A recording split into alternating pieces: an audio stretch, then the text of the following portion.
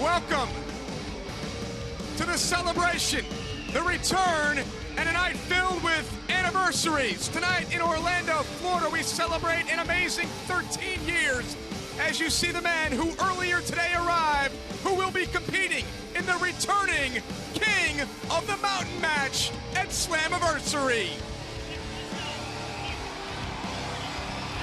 Looks like he's a perfect fit, style-wise, for his first ever King of the Mountain matchup. And yes, hell froze over this past Wednesday when Jeff Jarrett returned to TNA on Impact Wrestling. Tonight, Jarrett back at the site of some of his biggest victories here in Orlando, Florida. Tonight, a very special evening. It's an evening that revolves around history, and history on so many fronts. For 13 years, wrestling's biggest names have made an impact. I don't believe it! Kurt Angle's coming to TNA!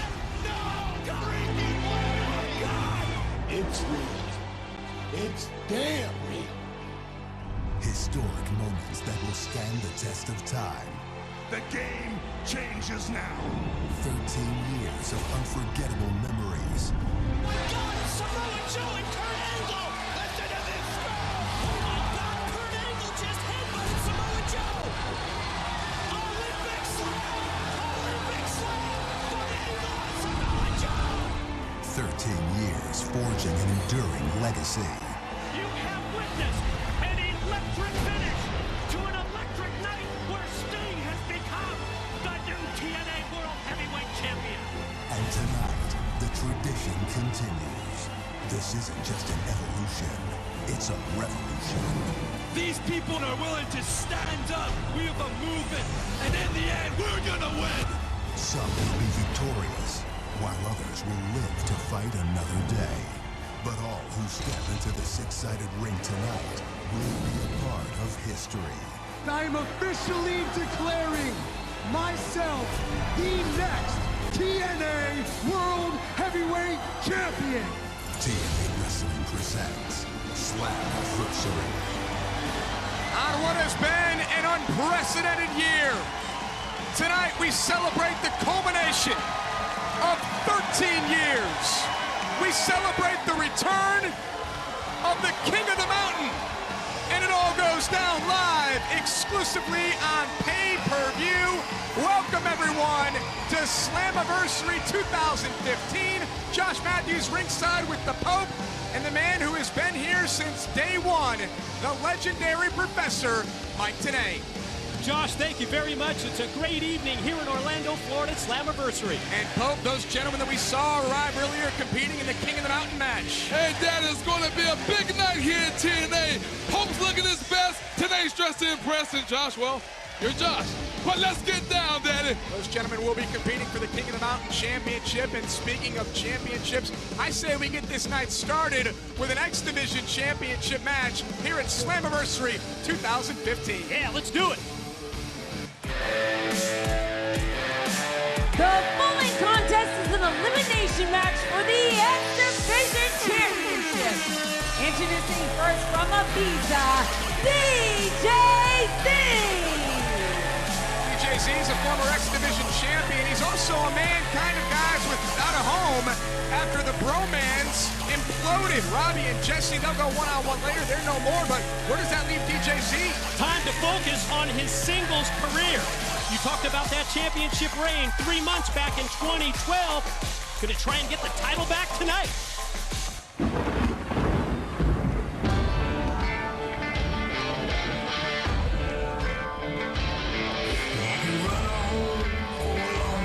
And his opponent, representing the Revolution, Magnus. Also a former X Division champion. Manic is quick, agile. Popey sort of reminds me of you. He's tough to slow down. Well, that's the thing about when it comes to Manic. The guy has style, he has agility, he has ability, and maybe that ability will catapult him to the X Division title yet again. Manic last held the X Division title in 2013, winning it in an Ultimate X match. And like DJZ, he looks to regain the gold tonight. And their opponent from Tijuana, Mexico, your X Division champion, Tigre Uno! Don't blink, or you might miss something spectacular from the brand new X Division champion. He won it this past Wednesday night live on Impact Wrestling. The Masked Marvel, guys, he's certainly compelling, but considering who trained him, Mike, I don't think that's tough to say. Trained by Rey Mysterio Sr., the uncle of Rey Mysterio. Tigre Uno from Tijuana, Mexico, and yes, when he won the championship Wednesday night, called it the greatest night of his life. A fast and furious start to Slammiversary 2015. We are live in the United States, Canada, Germany, Australia, New Zealand, the United Kingdom, India, and France, thanks to our television partners and through the Flips TV app. This is an elimination style matchup. So we'll see who will sort of partner up here, because it behooves you guys to sort of team up with somebody, eliminate another member of this match. Yeah, at least initially that's the case. And I just love the idea that we kick off Slammiversary with an X Division championship match. You consider how important the X Division has been to TNA's identity throughout the past 13 years. This is a nice tribute, in my opinion. It's part of the foundation of TNA. X Division put TNA on the map, and you're right, Mr. Tenay. It is great to start it off this way. Is there, guys, in your opinions, a better representative of the X Division than our current champion, Tigre Uno? I think style-wise, he is X Division, right? Well, hell, Uno definitely has the right to call himself Uno because he's #1 in the X Division. Well, his name's Tigre Uno. I believe that's more of his name, the Tigre part. Well, I think Uno is what matters right now. Like #1. what the Pope said. That makes sense to me. Mike, welcome to the new broadcast team. This is Manic in the ring here with Tigre Uno. Manic goes Spider-Man-esque and hangs onto the ropes, but didn't expect DJZ to be on the outside. I think it's great to have someone, a professor. Kill him. How about the recovery by DJZ, quickly coming up from the floor, stopping the offensive attack of Tigre Uno, but then Manic able to pull DJZ down to the floor. Oh, keep your eyes on the man in the ring. Here comes the champ. Tigre Uno goes up and over, corkscrew style, and takes out everybody. What a move by Tigre Uno. One more look at the speed of Tigre Uno flying through the air, Pope. Amazing agility shown by the champion with a corkscrew puncher over the top rope. And Tigre Uno not done yet. DJZ plays defense and puts a stop to the current and reigning X Division champion. Tigre Uno defeated Low-Key and Grado this past Wednesday night live on Destination America. We're in the middle, guys, of an outstanding week. We were live this past Wednesday, of course, Slammiversary tonight, and then this upcoming Wednesday, it's Bell to Bell on Destination America. It's an amazing hot period right now at TNA. The action is amazing. The competitors are amazing, and right now, Manic is trying to prove how amazing he is as he applied a backbreaker to Uno. And Manic into the first cover of the match. Tigre Uno pops 3 of 2. So, guys, now that I have you both here, predictions here in this X Division Championship match. Does Tigre retain, or do we see a new champion? Well, I just see the momentum on the side of Tigre Uno. Confidence level rising after winning the championship this past Wednesday night on Impact Wrestling. Got to stick with the champ and the champion's advantage.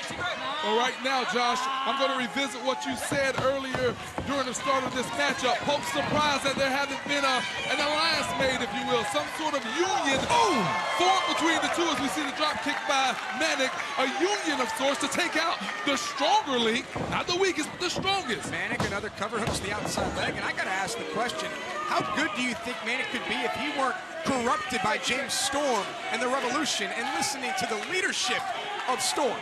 Well, I think at that point, then his concentration, his focus would be on singles competition exclusively. So you'd have to think if he were to break away from the Revolution, that his stock would rise. Well, Pope's going to beg to differ, Professor. Please do. I know you're the professor, but I'm the Pope, and I see it like this. Whatever it takes to get to the top, that's been tested, tried, and true throughout the history of professional wrestling. And if Manic sees that as catapulting him to the top, then more power to him. So, Pope, you believe that wrestlers on Impact Wrestling should take shortcuts. DJZ flies into the ring, was looking for the DDT, got caught by Manic.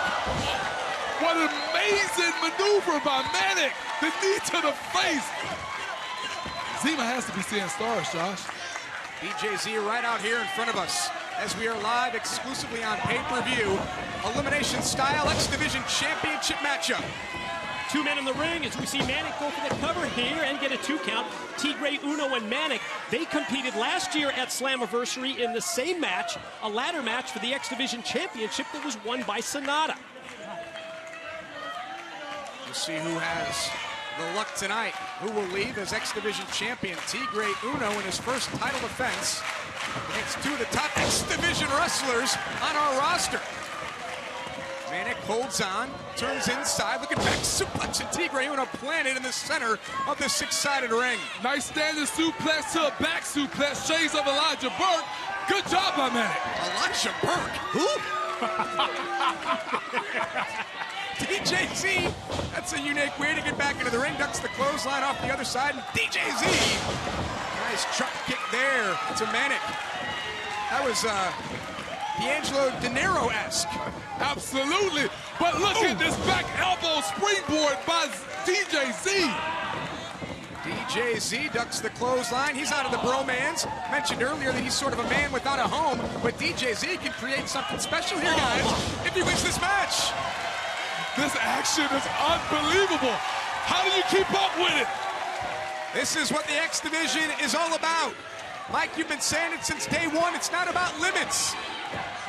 Yeah, it's no limits. It's unlimited. Turn them loose like we do here. Rock and kick to the back of the head by the champion, Tigre Uno. Not sure if Manic got all of that drop kick there. DJZ running pair of knees right into Manic. You got to keep your head on a swivel in a match like this. Yeah, especially in this three-way, like you say, the two challengers for the champion, Tigre Uno. That edge that he would normally have going into a matchup sort of taken away by the fact that you have to worry about two men competing for the gold. Professor, what are we in store for later tonight? This is sort of like a precursor to when there'll be 5 men competing in the return of the King of the Mountain match. Yeah, I've been waiting for years for King of the Mountain to return. So appropriate that it's here tonight at Slammiversary. And yes, the return, the shocking surprise of Jeff Jarrett later tonight.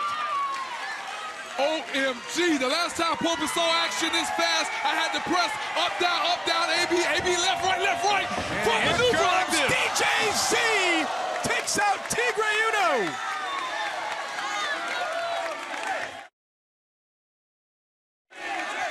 What a move by DJZ.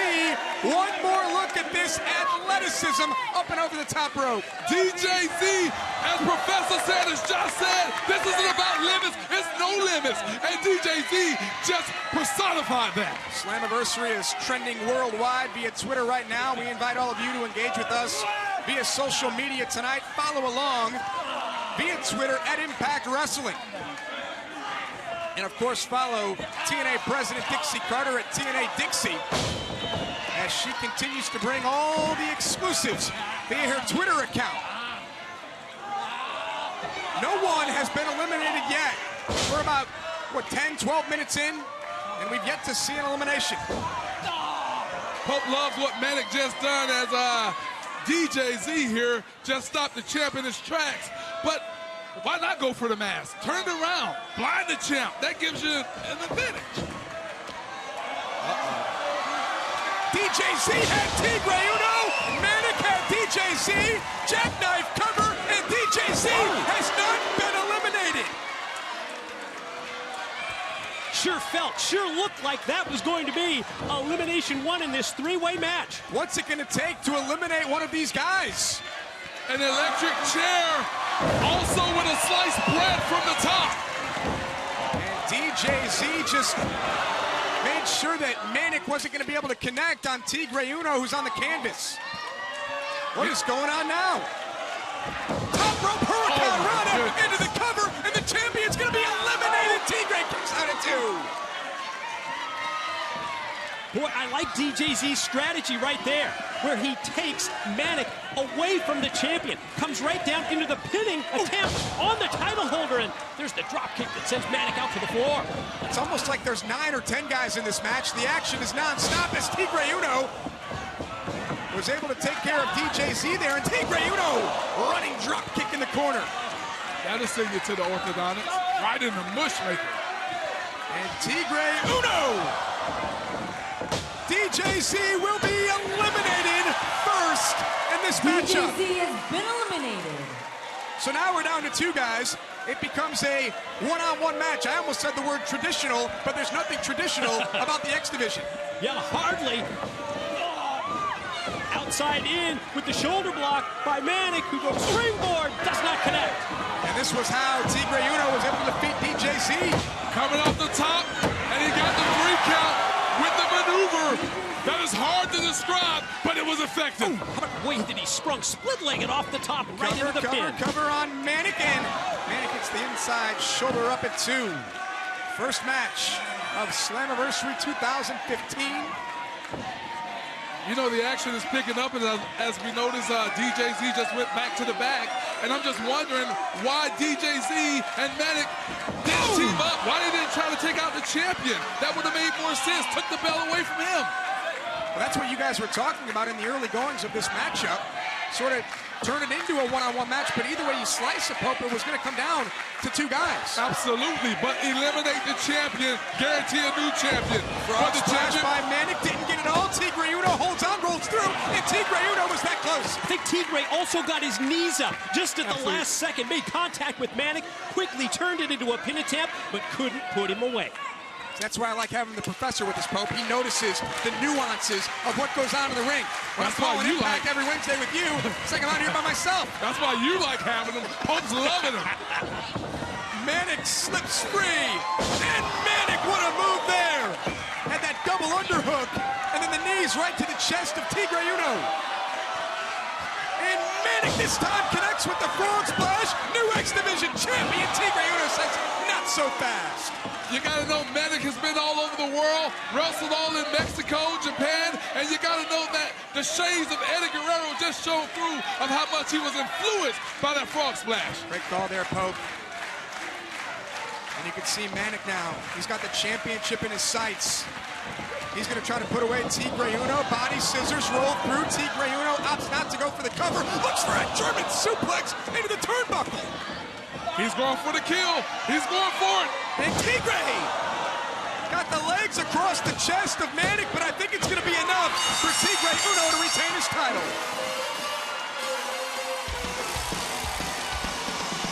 Your winner and still X Division champion, Tigre Uno. What a win, what a start to Slammiversary 2015. Could have gone either way, guys. Super competitive matchup. But in the end, yes, it was the champion Tigre Uno who was able to string together the series of offensive moves sufficiently to put away Manic. And yes, he is still the champion. Josh, time to take another look. Fast and furious action from the start. That was Tigre Uno, the champion, throwing caution to the wind. DJZ would not be outdone in this matchup. Neither would Manic. It appeared as if anyone was going to be able to pick up the victory in this matchup. The first fall came right there, folks. Absolutely. He hit that amazing split leg moonsault maneuver, corkscrew with it, and once again he did it on Manic, and it paid off. Congratulations to the champion. He earned the win, eliminating both men. So what's next for Tigre Uno as the X Division champion in Impact Wrestling? Mike, today you've been here since day one. So has our broadcast colleague. He's standing by backstage, JB Jeremy Borash. Here at Slammiversary, a celebration, an incredible 13 years. And tonight we celebrate it in style. On a personal note, I want to take this opportunity to say thank you to each and every fan, each and every business partner, every associate from France to the United Kingdom to Australia, across North America. It has been an incredible, incredible ride. And certainly, as we look back, I've been here at every show, every pay-per-view, every Impact, and I can tell you, it has been an incredible experience to work with some of the most incredible athletes in the world. Now, speaking of personal, this is very personal. Robbie E. set tonight to do battle against Jesse Goddard's Certainly a historic tag team, now bitter enemies here at Impact Wrestling. Boom! People have known me here for over 5 years. They've known Robbie E to be crazy. They've known Robbie E to be wild. They've known Robbie E to do a chicken dance. Caw-caw, caw-caw, caw-caw.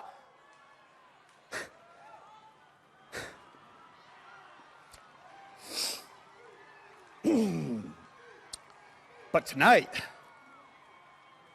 that Robbie E is out the door. Tonight, JB, that Robbie E is gone.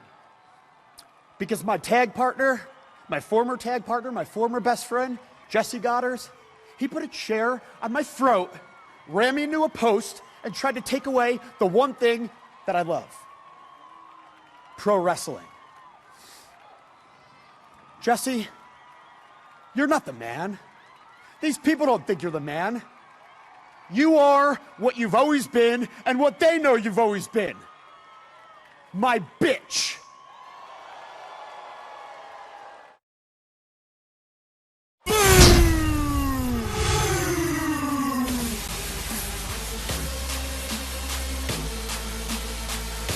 Romance double team.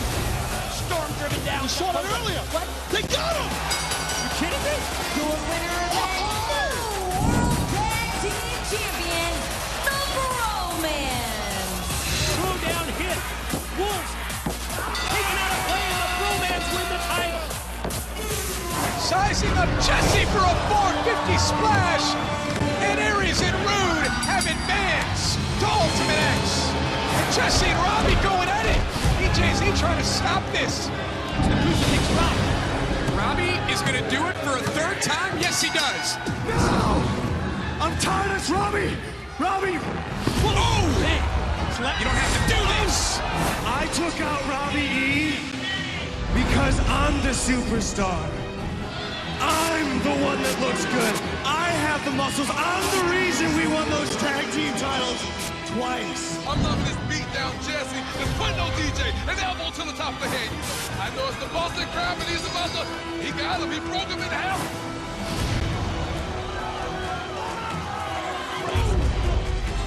Imagine. Hey, it's Robbie E. Robbie E from behind. Getting some here, Jesse. And he's bringing a fight to Jesse Goddard like I've never seen him fight before. No more. Come on, bro! I like the aggressive side of Robbie E.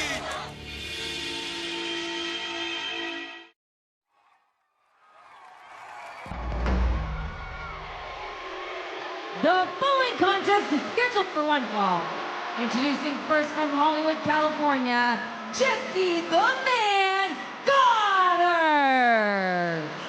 And he truly believes that he is the man. It wasn't all that long ago that something snapped in Jesse Goddard's mind. Jesse decided, I don't want to be a bro man. I want to do this on my own. I'm being held back by Robbie E. Josh, you remember that this 2-year run has tag teamed the Bromance. It imploded when they lost a qualifying match for the TNA World Tag Team titles.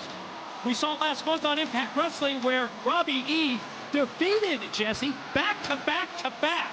3 wins in a row, and that is what, in my mind, caused Jesse to snap. We saw the post-match attack. He has just turned up the intensity to a level that we have never seen before from the man, Jesse Goddard. It's called getting it. And Jesse has gotten it. The modern day Adonis, the light switch, it came on. It's not about doing anything, it's about capitalizing on the potential of being the guy in TNA Impact Wrestling. We'll see if Jesse Goddard can fulfill that prophecy here tonight in a one-on-one match against his former brother, his former tag team partner, his former tag team champion, Robbie E.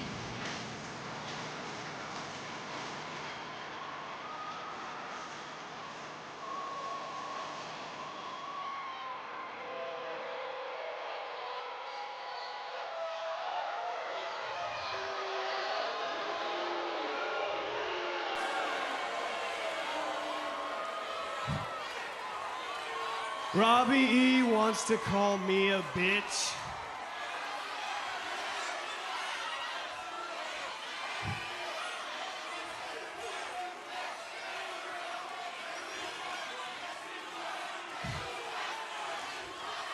Look at me.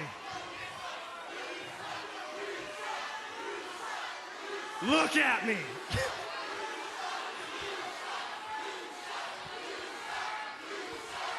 No, seriously. Guys, look at me. Look at the man that I am.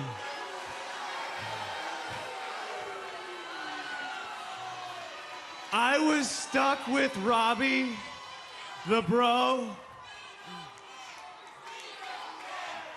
the boy,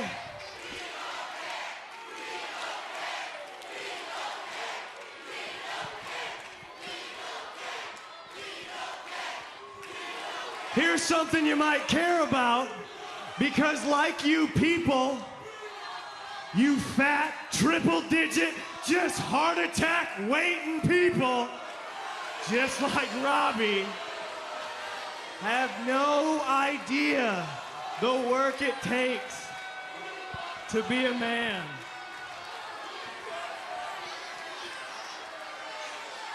You can't sit behind a keyboard and drink coffee and look like this. You can't become a huge reality TV star by bitching and complaining. Robbie, I did you a favor by letting you hang out with me. And then you copied me.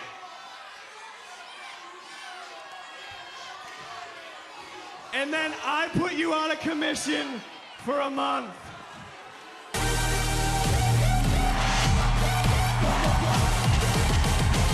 And his opponent from Odell, New Jersey, Robbie E. Never thought I'd be so happy to see Robbie E, and here we go. Speak for yourself, Josh. But I am liking the aggression. I'm loving what I'm seeing right now for Robbie E.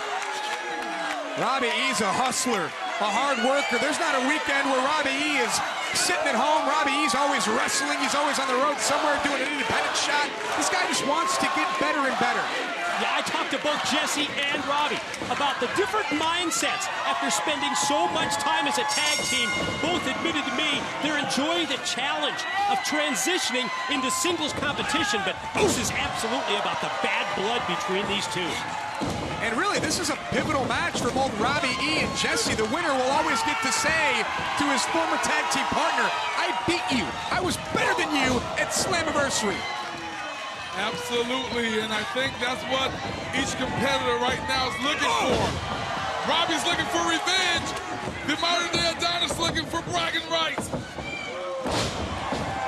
And now Robbie flies into the cover, hooks the leg, and Jesse kicks out at one. Robbie E not only wants to prove to Jesse, but everyone watching that he is a wrestler. Robbie E wants to be known as an all-around great wrestler, and I give credit to Robbie E for wanting that. This is two guys that are so familiar with each other. Pope, I've got to ask you, what is that dynamic like when you're facing a former partner that knows you so well? I want you to address that after this replay. Absolutely, you can see right there, Robbie E sent Jesse over the top rope and then followed it by his own springboard sort of plancha, if that's what you want to call it. But it was effective. So, Pope, back to Mike's question. What's that like when you have that dynamic, being a tag team for so long, and you know each other so well? You know the offense like the back of your hand, but now you've got to, do you change things up, or do you stick with the game plan? You know, that's the tricky part about being in the tag teams. I mean, you had great tag teams throughout the history. You had the Beer Moneys. You had people like, the Hart Foundation and the Rockers.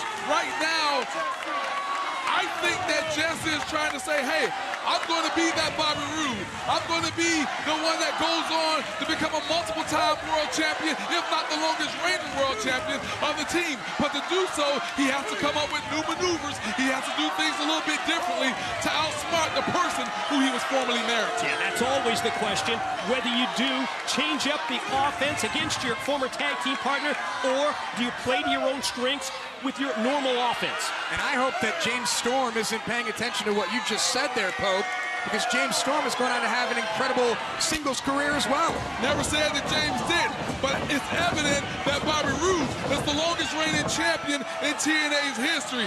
That is what Robbie E can go on to be a champion as well. But it doesn't mean that he's going to reach a certain status that Mr. Spectacular, the modern day Adonis, as he brings down the forearms across the chest, is trying to get to.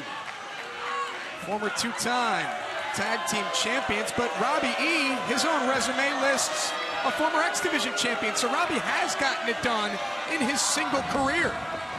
Oh, you're right, no question. And also a TV champion.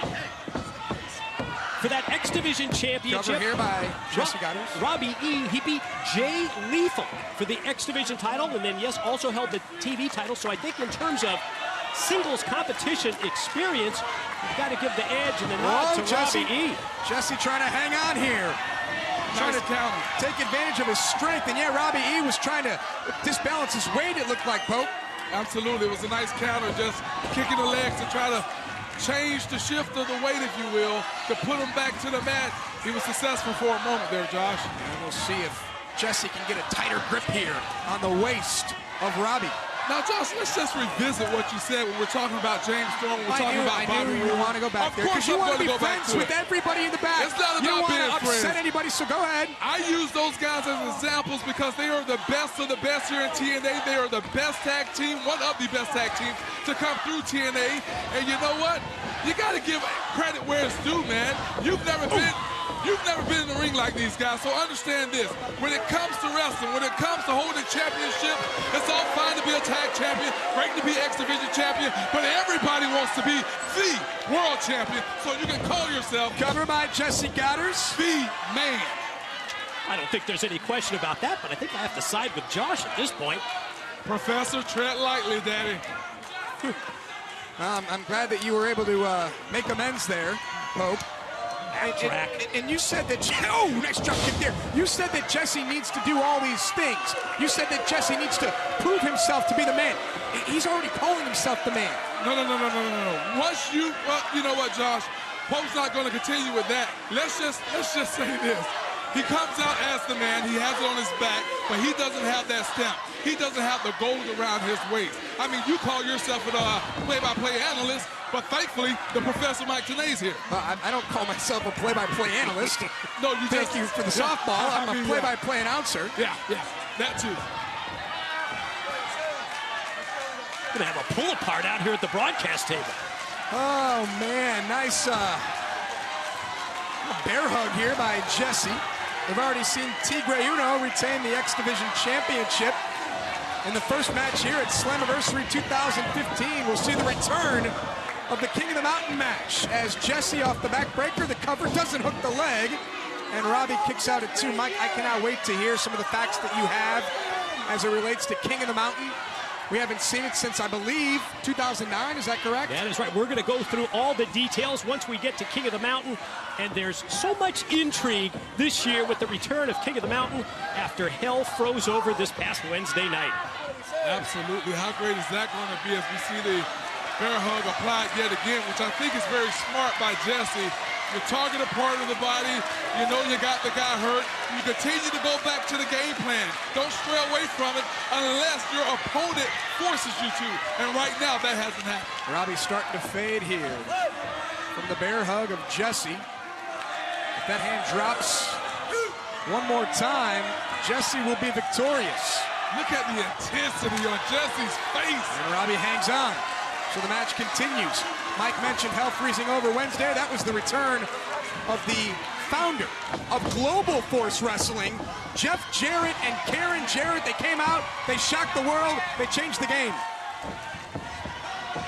And Jeff will be competing later tonight in the returning King of the Mountain match. But right now it's bromance, former bromance, going one-on-one. What a cross-body there. Explosive move out of the corner by Robbie E. Almost at that point, realizing that he needed to get some kind of offense after being in the bear hug of Jesse Goddard. It was definitely a desperation move there by Robbie E. But let's see if he can capitalize on it, Professor. How much wind was taken away from Robbie, though, and that vicious bear hug, that tight grip by Jesse. This will be very telling to see who fades first between these former tag team champions. And right now, Pope is getting some bubbles, if you will, because I'm surprised. I'm impressed by the fortitude of one Robbie E. Nice DDT. Mike, did you expect to see this? Hold that thought. Covered by Robbie and a kick out of 2. Did I expect to see the intensity that we're seeing from these two guys? Hell yes, I did, especially after the 3 matches that we called on Impact Wrestling. But it was that post-match attack by Jesse Goddard on Robbie E that showed me that these two guys were really going to turn it up here tonight at Slammiversary. Short arm reversal there by Jesse in a completely packed house to the rafters here at Universal in Orlando, Florida for Slammiversary 2015. Jesse's trying to connect here with a power bomb. Robbie trying to hang on, and a turnbuckle power bomb from Jesse to Robbie. Aggression, Josh. Aggression. That is going to be the difference maker. That is what can take the modern day Adonis to a new level. It already has. Jesse in hot pursuit. High back elbow there by Robbie E. Pair of clotheslines and both men down. Well, we talked about the fact that they know each other so well. Both men going for the same move at the same time, both connecting with the clotheslines. These guys traveled the road together. They were like brothers for nearly 2 years as the bromance. If you saw Jesse, you saw Robbie. They were always together. They trained together. True indeed, Josh. Somebody got tired of the bromance, though. Like Mike said, they know each other inside and out. What an incredible match. What an incredible match by both of these performers, just giving it their all right now. I mean, how well do you know your tag team partner when you stand on the apron every night and you watch him compete inside the ring? You know what he's going to do. It's like watching him under a microscope. Yeah, it's me and you, Josh, we're partners, and we've been traveling together now, and I still don't really know you, though. No. Oh, yeah. We got a bromance thing, too. It's news to me here at Slammiversary. Hashtag Josh and Pope trending worldwide via Twitter. Jesse looking for another power bomb, and it connects. Robbie's down. Jesse may have done enough to put away and end this rivalry. Robbie says not so fast.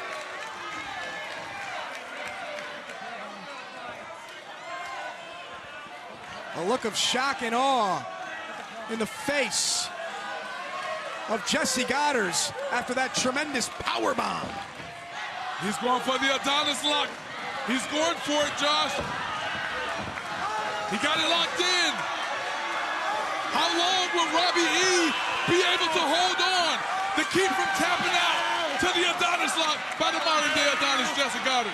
All about trying to exploit the power, the strength advantage that he has over Robbie E. Jesse trying to get the submission, the tap out win, but the safety of the ropes gives Robbie E a break. Well, you know, I don't think it's just about a sport, Mr. Tenay. It's also the fact that, as evident by the bear hugs, the multiple bear hugs that Jesse put on Robbie earlier, he was targeting the back. He was weakening it so that he can apply the Adonis lock. And I think right there, he felt the time was right. But Robbie had enough to make it to the rope, Josh. And imagine the bragging rights if Jesse is able to get Robbie to say, I quit, I tap out, I can't take any more from you in this one-on-one match. Nice counter, reverse DDT, hooks the inside leg, Jesse down, and Robbie picks up the win!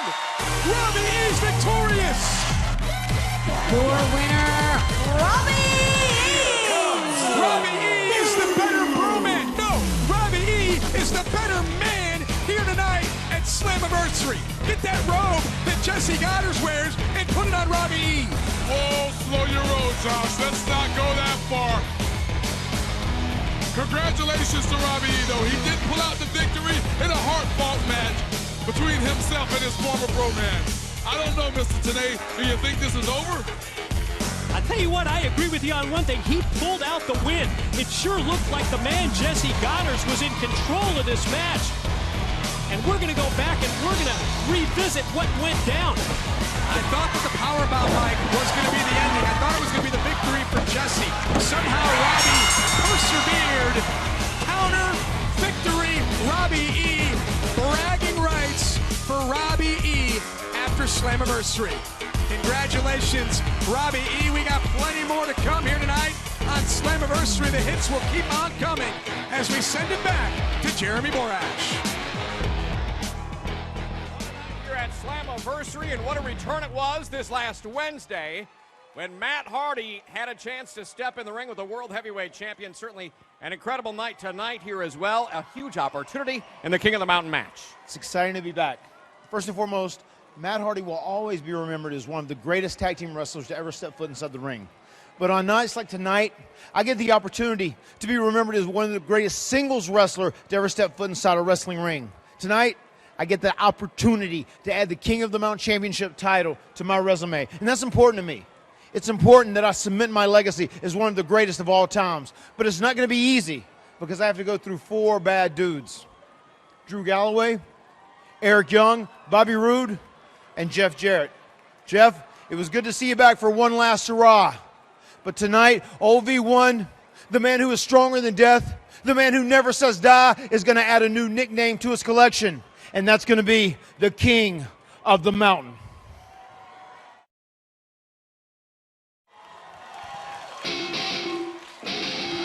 The following contest is scheduled for one fall. Introducing first from Kingsland, England, Bram! He's the Chesterfield Plague. He's the most dangerous man on the Impact roster. It was this past Wednesday night live on Impact Wrestling that Bram would face Vader. Yes, Vader. And if you thought that return was a surprise, just wait till you see who joined the party. The Blueprint, Matt Morgan. And there it is, the post-match showdown, punctuated by the Blueprint Matt Morgan. Just having his way with Bram, something that we have not seen here in TNA. Will it happen here tonight at Slammiversary?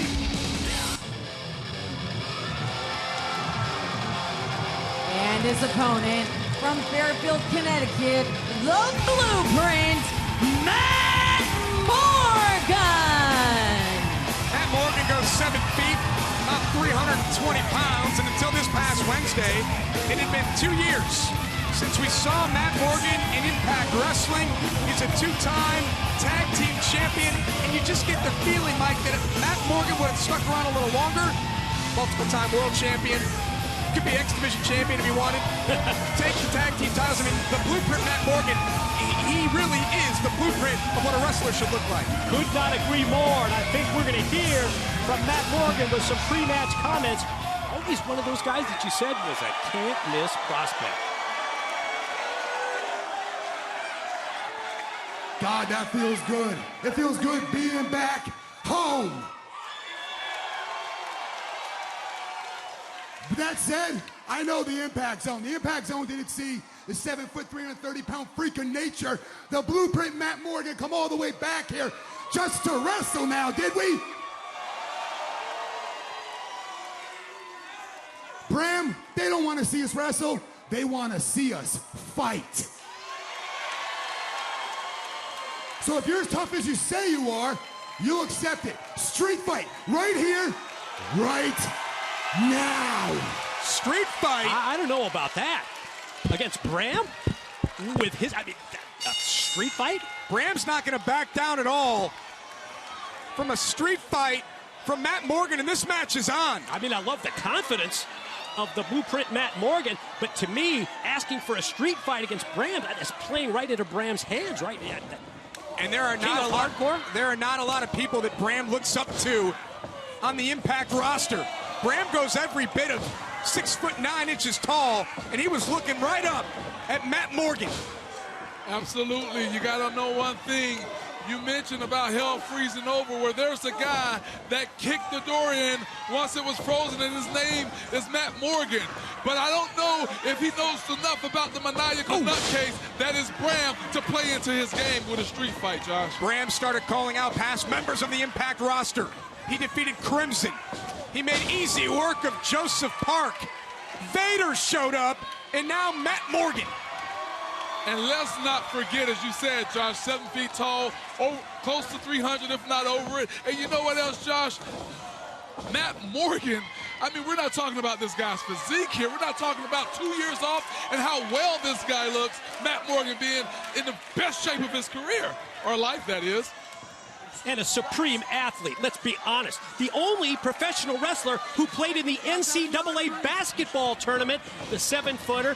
Said tonight he was 330 pounds, played center for Monmouth University. And Mike, you've had the privilege of calling all of the Impact matches for Matt Morgan's career. What do you have to say about Matt Morgan? Well, I tell you what, you look back at Matt Morgan, the 2-time TNA World Tag Team Champion, like you mentioned. One of those title reigns with Hernandez, now remember the BDC. One of those title reigns was with Crimson, who was a recent victim of Bram on Impact Wrestling. Pope, do you think that Crimson and Matt Morgan spoke about Bram as Matt Morgan was preparing for this match here tonight? Absolutely. You got to know Matt Morgan is a veteran. He's been around. Listen, I've been in the ring with Matt Morgan. I've had my battles with Matt Morgan. And you know, we go all the way back to starting this business together. OVW. Absolutely. You're talking, what, 10 years ago? And let me tell you something. When you get in the ring and you face a competitor like Matt Morgan, you too have to do your research. So when you talk about whether or not he was prepared, I am so certain that Matt Morgan and Crimson, with the relationship that they have to this day, stayed in contact. I mean, you crossed paths way back then, but you also faced Matt Morgan many times here in TNA. Absolutely. And you know what, Daddy? I left hurting every single time. It looks like Bram just wants to leave. Bram trying to escape Matt Morgan. And Bram's got a hold of something there. Bram's not afraid to use weapons. He's got a turnbuckle from underneath the ring and right to the midsection of Matt Morgan. And now off the face. Morgan should expect that. Morgan's the one that asked for this to be a street fight. Absolutely, Professor. And when you ask for something of this nature, you got to be the one to capitalize on it first. I don't know what Mr. Morgan was thinking. Maybe Matt was thinking, hey, I'm just going to do what I want to do, and I'm going to beat his butt all over the impact zone. But he should have went out and grabbed the trash can like Bram is doing. Matt Morgan should have gone back and watched what Bram did to his one-time best friend Magnus. He took a cue ball and bounced it off the back of the man's neck and took Magnus out for weeks. Well, Josh, no cookies for you tonight. I don't even know what you said. I'm trying to respond, but I don't know what you said. Oh, the cookie sheet. Okay. Maybe draw him a map. Yeah, I mean, maybe I'll tweet it to him later. The violence that Bram is bringing into this match, and you mentioned that I'm not going to eat cookies later. Well, Daddy, I only envision that it's your cooking sheet that you keep here in the backstage of Impact Zone. But let's focus on the action. Let's focus on the athletes. Let's focus on the fact that Bram has the 7-footer lying on his back in the middle. Well, not in the middle, but on the side of the ring. And we'll see if Bram can get Matt Morgan back to his feet here. Matt Morgan may be out, but Bram wants to continue to dish out punishment. You know, Bram, he may be at an experience disadvantage against Matt Morgan in this matchup. But this is right up Bram's alley. The street fight rules just really open it up for him. You know, Bram's still looking for his first title reign. But to me, it's just a matter of time. Tremendous upside, in my opinion, for Bram. And if they're selling stock in Bram, I'm buying. Yeah, I've often said that Bram is a future world champion here. Bram just needs that one signature victory, and I think Bram is, you know, at any given night, that can happen here on Impact Wrestling. Well, I mean, Matt Morgan, as you guys mentioned, former multiple tag team champion. Matt Morgan has been to the top. He's beaten the likes of great men in this sport. You know, he's beaten the Stings, and he's had great battles with the Kurt Angles. Could this be that victory that you speak of? I believe it's only a matter of time before we'll find out, as these two men have been just beating each other. The physicality has been off the chart. complexion of this match switched totally in favor of Bram, not surprisingly, once they went out to the floor and once Bram was able to employ weapons against Morgan. And again, it goes back to what you said earlier, Mike. Why would Matt Morgan demand a street fight here against Bram? Well, as a competitor, Josh, as Matt Morgan goes for the side slam there, he should have went for the cover as well. But maybe he's calling for the choke slam, and I think that's what he wants to do. But as a competitor, Josh, I don't understand him just calling for it. Why hasn't he used the weapon yet? And Matt Morgan may feel that he's one move away from defeating Bram, who's trying to avoid disaster here. Bram now trying to create separation, stay away from Matt Morgan. Whoa. The carbon footprint, I believe he calls it.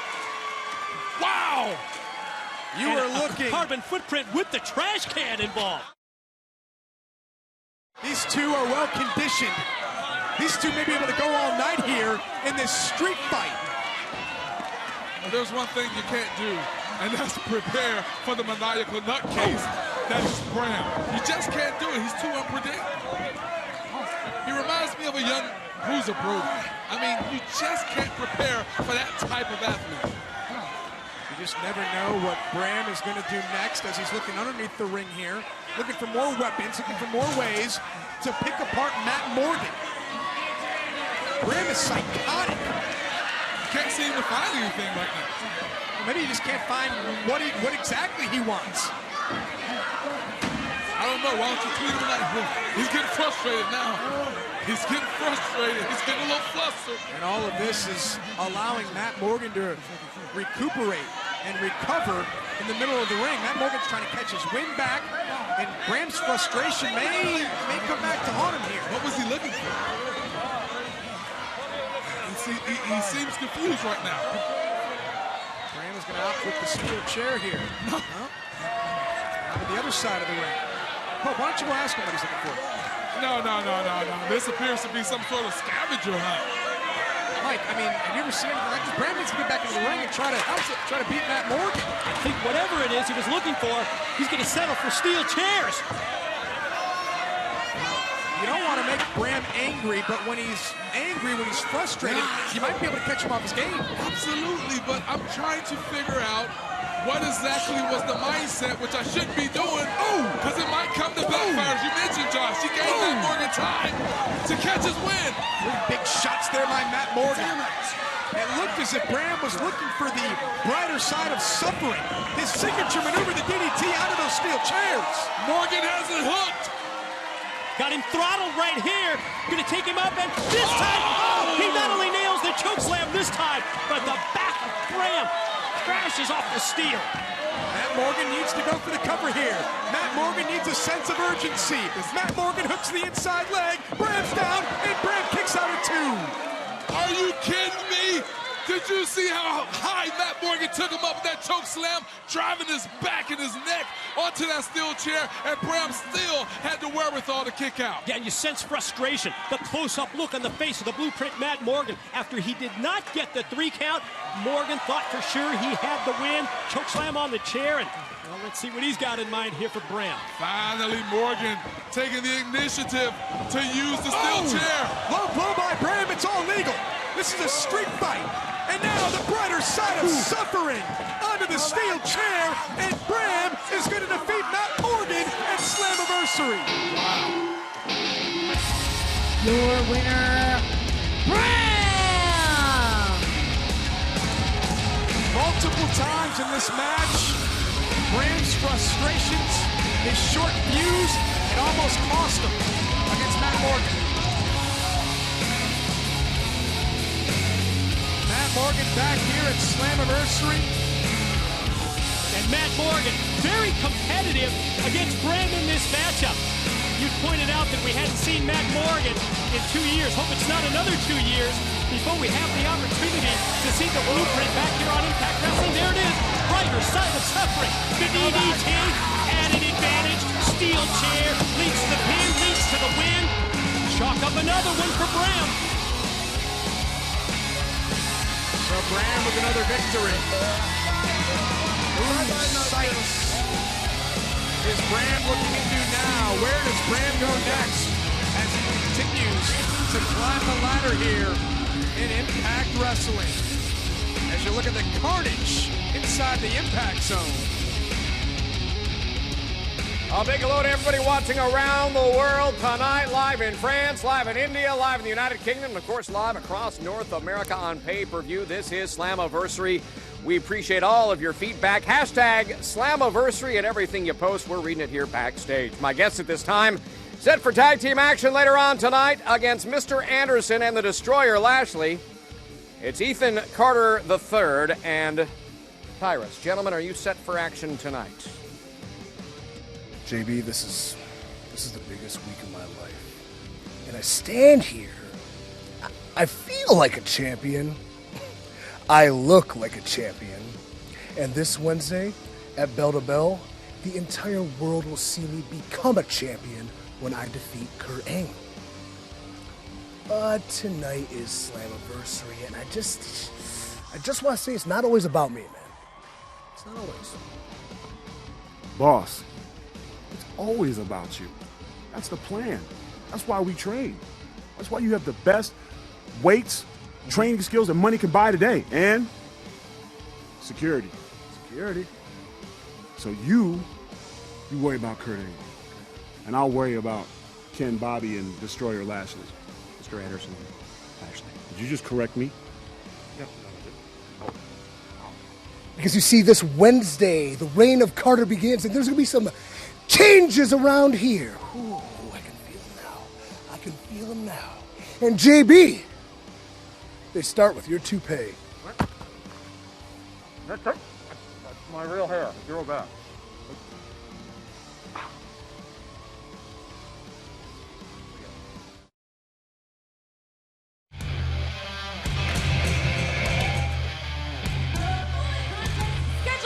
Fall.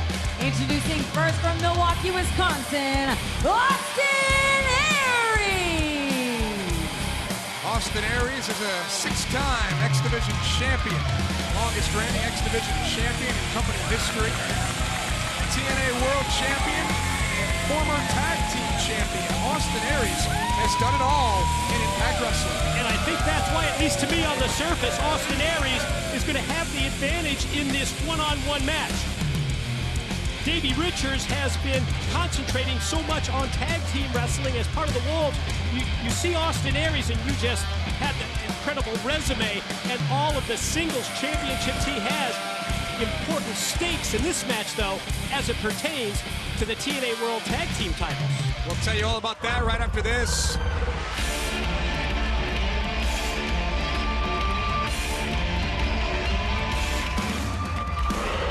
And his opponent, one half of the Wolves, Davey Richards. The winner of this one-on-one match between Davey Richards and Austin Aries will get to choose the stipulation in match number 5 in the best of series for the vacant TNA World Tag Team titles. It has been an incredible series. It ends Wednesday night, but how it ends, we find out here tonight between Aries and Richards. And how incredible is it going to be Wednesday night? Impact Wrestling. So much at stake that night. We're going to go bell to bell. Yeah, we're going to have match 5 in the TNA World Tag Team Title Series. So much more. Match number 1 in the best of 5 series was awesome. It went to the Wolves. Match number 2 also belonged to the Wolves. The backs of the Dirty Heels were up against the wall. They won match number 3. Match number 4, because Eddie Edwards defeated Bobby Roode, was Full Metal Mayhem. That was also won by the Dirty Heels.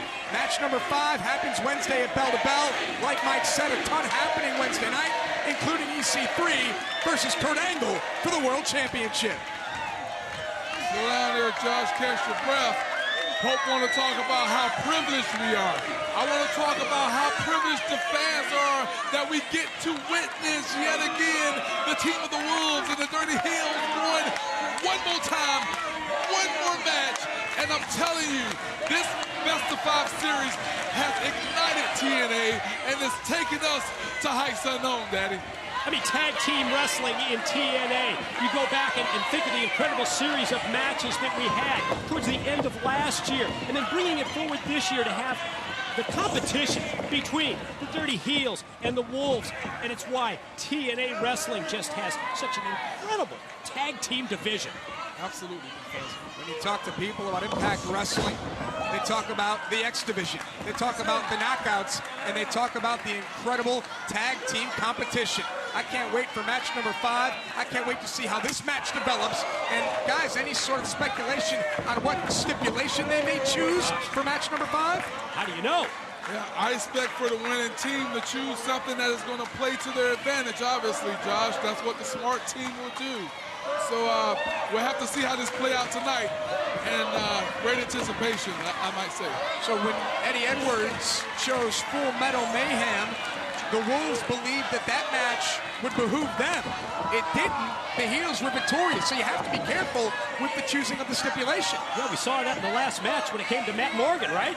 No doubt about it. Matt Morgan wanted a street fight against Bram. Matt Morgan brought the fight to the Chesterfield flag, but in the end, Bram was victorious. Tigre Uno retained the X Division Championship in the first match of the evening, and we still have the return of King of the Mountain in our main event. Absolutely.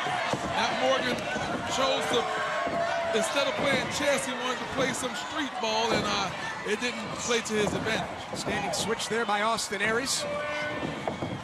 Davey Richards does the same, as does Aries. Back and forth they go.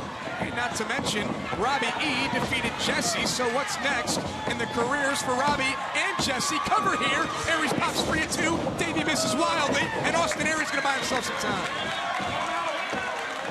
Smart move by Austin Aries, trying to slow down the momentum, I would think, just by getting out of there and avoiding that kick that was coming his way by Davey Richards. For Austin Aries, this is the 5th time that he has competed at a Slammiversary pay-per-view event. I look back over some of the matches that he had. 2012, defeating Samoa Joe in Dallas, Texas, in an X Division Championship match. Last year at Slammiversary, Austin Aries, he beat Kenny King early in the night to earn a spot in the 3-way cage match for the TNA World Heavyweight Championship. So Austin Aries is very familiar with the high-stakes matches at a Slammiversary pay-per-view event. Mike, what do you think it is about Austin Aries where he always finds himself with options? I think he's a smart man. I think he's one step ahead of the game. Davey Richards trying to stay one step ahead of Austin Aries. Nice shot there by Aries. Davey Richards and Eddie Edwards, the Wolves, already 3-time tag team champions in their, I would say, early careers here in Impact Wrestling. And if you think about it, Richards' goal is for the Wolves to become 4-time TNA World Tag Team Champions. Quite obviously, deciding match 5 is going to determine if the Wolves can equal the record of 4 TNA World Tag Team title reigns. That record held by Beer Money. And we are guaranteed new tag team champions this upcoming Wednesday night at Bell to Bell in match number 5 between the Dirty Heels and the Wolves. Once again, Austin Aries going back outside. Let's press the reset button, if you will. Let's slow this thing down so he can try to get back in and make this chess game work to his advantage. Both, let me ask you, Austin Aries, Professor and I have been talking about his career throughout this matchup. Davey Richards, more of a tag team specialist. Does that sort of allow Austin Aries to have an advantage in this matchup? But you gotta assume such. Both men are supreme athletes, and each of them have their own way of getting to the top, if you will, of pulling out victories that are unexpected. But yes, Austin has had a great singles career. Davey is used to having a career in the tag team, so we'll have to wait and see. Nice maneuver by Davey Richards, not the call. Kick. Well, Pope, I was going to agree with you. On paper, yes, it looks like advantage Austin Aries. But how about that drop kick? The leg extension by Davey Richards sends Austin Aries out to the floor where he's going to try and regroup and slow things down. Austin Aries perhaps taken out of his game against Davey Richards. And you got to wonder, is that what he's trying to do to Davey Richards? Getting him a little flustered, frustrated, getting him out of his game? I mean, Davey wants the action on the inside of the ring. Shot there by Davey Richards to Austin Aries. Aries staying away from what I have to assume was going to be a suicide dive by Davey Richards. And to me, the way that he avoided that suicide dive, it tells me that Austin Aries wants to dictate the pace of this match. In other words, not let Davey Richards go crazy with high-risk flying moves like that suicide dive that he had set up. Davey able to use those steel steps against the shoulder of Aries. Well, you know what happens if a snowball goes down the mountain, don't you, Professor? Tell me. It gets bigger and bigger, and after a while, it turns into something massive. And that's what Austin Aries is trying to keep from happening right here. He doesn't want the attack of Davey Richards to turn into something massive. Yeah, watch out! Austin Aries trying to avoid the avalanche from Davey Richards. And right out here in front of us, right in your living room, Davey Richards bringing the fight to Austin Aries. The primal howl from one half of the Wolves. Yeah, have a seat, Austin. Shot after shot, left hand after left hand from Davey Richards. Davey Richards wisely gets Austin Aries back into the ring. Is Davey one move away from victory? One move away from the Wolves selecting the stipulation for match number 5. Well, Josh Pope is not one to assume, but it appeared that Davey Richards was setting up for that flying headbutt. But what is Austin Aries setting up for? See, this is about Aries. Aries, he did not want to allow Davey Richards to have the high-risk moves like that. Able to turn things around.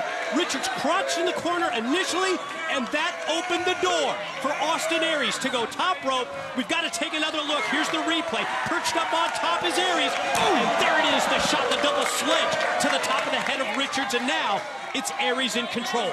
And you saw Austin Aries moments ago before the replay there clutching at his arm. I don't know how much damage has been done, but now Austin Aries, turnabout here in this matchup. Yeah, speaking about lefts that we saw from Richards earlier. Big series of lefts from Aries, and then punctuated by the slap, the chop to the chest. And Austin Aries now sends Davey Richards into the ring. What a chop across the chest that was. I got the sweat on my forehead. I was going to say, nobody closer than you, right? Absolutely. And Aries slingshots himself back into the ring. And Austin Aries drops the elbow right into the chest. Cover here on Davey, who kicks out at 1. What kind of message does that send to Austin Aries when Davey Richards kicked out so early? He has a lot more work to do. He's saying I got a lot more fight in this wolf tank of mine. This one Davey Richards. Now Austin Aries taking some cheap shots, cheap cuts. Foot to the neck. Oh, rocking forearm shots out of the corner. Richards tries to fight his way out of the corner, but Aries closes the gap. Nice snapmare there by Austin Aries.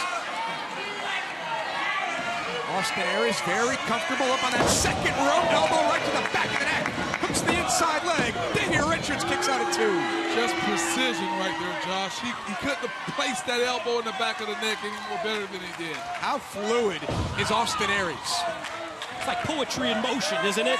Just to watch Austin Aries. Even when he runs the ropes, even when he goes for a dive move, you just see it. He's so comfortable with it.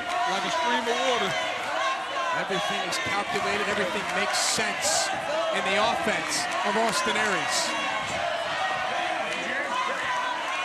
Davey Richards trying to create some separation here. This back and forth matchup. Austin Aries!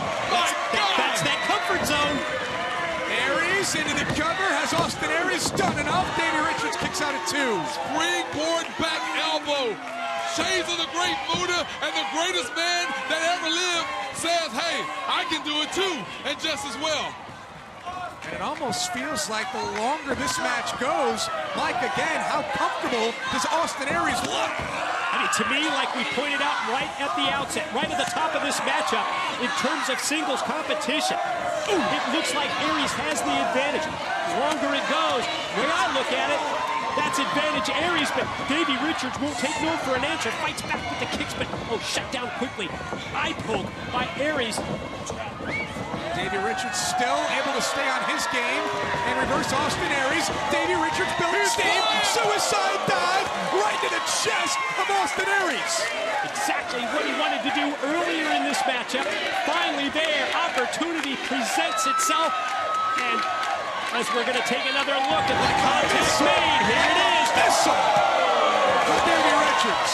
I've never seen a suicide dive played so accurately, so beautifully by Davey Richards. And how will Davey Richards follow up? Missile drop kick. Shot himself like a missile, Josh. Didn't want Davey Richards, just like you said. Davey Richards brought his knees all the way into his chest. I don't know what's gotten into you tonight, Pope. You're showing off for somebody. It's obviously the professor here at ringside. He's feeling it. It's Slammiversary. Let it loose, Pope. And Davey Richards into the cover. Hooks one leg, grapevines the other, and Austin Aries kicks out at 2. Just trying to live up to the great man you are, Josh. Did you see what he said? Yep. He said, Bobby, he's turning, he's looking for a tag. Austin Aries, after all of these incredible matches between the Dirty Heels and the Wolves, Aries might not know where he is right now. And it's funny because you guys pointed this out earlier, who would it play to being in this single matchup, and I'm shocked. Pope is actually shocked that Austin is the one who's reaching for his partner and not Davey, who's accustomed to having a partner. What a kick there by Davey Richards. German suplex, hands locked, and Davey Richards was a half a second away from defeating Austin Aries. So close for Davey Richards to be able to name the stipulation for match 5 in the tag team series. Again, Aries outside. Maybe he just did get rocked. Got his bell rung so much that he's looking around for Rude at ringside. Seems to be the case. And Austin Aries now trying to do anything he can to play defense. Just raking the face and the eyes of Davey Richards off the top rope. Goes low. Austin Aries lands on his feet, and Aries boxes the ears. Oh! 3 times. Austin Aries. Trademark Austin Aries, and the head of Davey Richards has got to be ringing. Oh, man! Turnabout fair play that time. Sized him up. And just like we saw earlier when Davey Richards connected with the dive, this time it's Austin Aries right on the money. Pope, is it almost like anything you can do, I can do better? You took the words right out of my mouth, Josh. If you can jump 6 inches, I'll jump 6 inches and 1 more. That'd be 7. And look at that. Again, the top rope drop kick. Just like we saw after the Richards dive. Absolutely. This time by Austin Aries. And how will Aries follow it up? Davey Richards counters. What a match. I don't know if he got all of it right there, Josh. No, but it was enough to stop that flying full-speed corner drop kick by Aries. Took away a lot of the impact, a lot of the effect. Richards misses wildly. Austin Aries trying to take advantage, trying to put away Davey Richards. Last chancery. And check the ring positioning here. Richards has an awful long ways to go if he's looking for a rope break. Davey Richards, clawing, scratching, gets to the bottom rope, and Austin Aries forced to break the hold. Pope, how about the way he was able to swing and the position changed so that instead of reaching and grabbing with his hand, he ended up using his legs, his foot to get contact with the rope for the break. Absolutely. What happened right there is the perspiration, the sweat that is on both men. It prevented Austin Aries, once he got his hands locked, from keeping it And locked. Aries, Pope, sorry to interrupt you, but Austin Aries thinking brainbuster. Nice counter by Davey Richards. Perfect counter, the knee to the top of the head.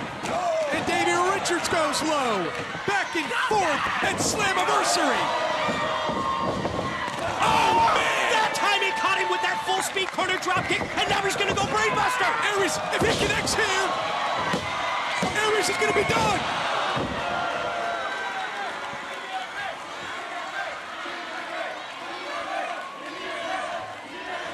What an exchange. What a night. What a match. Everything that we expected and more from these two. High-stakes situation. Stipulation for match 5 in the TNA World Tag Team Title Series at stakes. And you're right. You can hear the crowd here in Orlando, Florida. This is awesome. Two of the greatest wrestlers in the world going one-on-one. The professor set high stakes when this match started. Who will become tag team champions after bell to bell on Wednesday? Who will win this incredible one-on-one match? Strike after strike from both men. Jumping headbutt by Richards. And Austin Aries not allowing any sort of separation for Davey Richards. Oh! Wow. Elevates Aries, connects with the kick. Full speed, this time single boot right to the head of Aries. Nice throw there. Nice throw by Davey Richards. It was a T-ball suplex, Josh. And we'll see if Davey Richards can put away Austin Aries. And right now, Davey Richards to the top. Oh! Double stop! Did he get it all? Did Davey Richards get it all? Hooks the leg of Aries, and Austin Aries kicks out at 2. Could not get much closer than that. And there's Bobby Roode.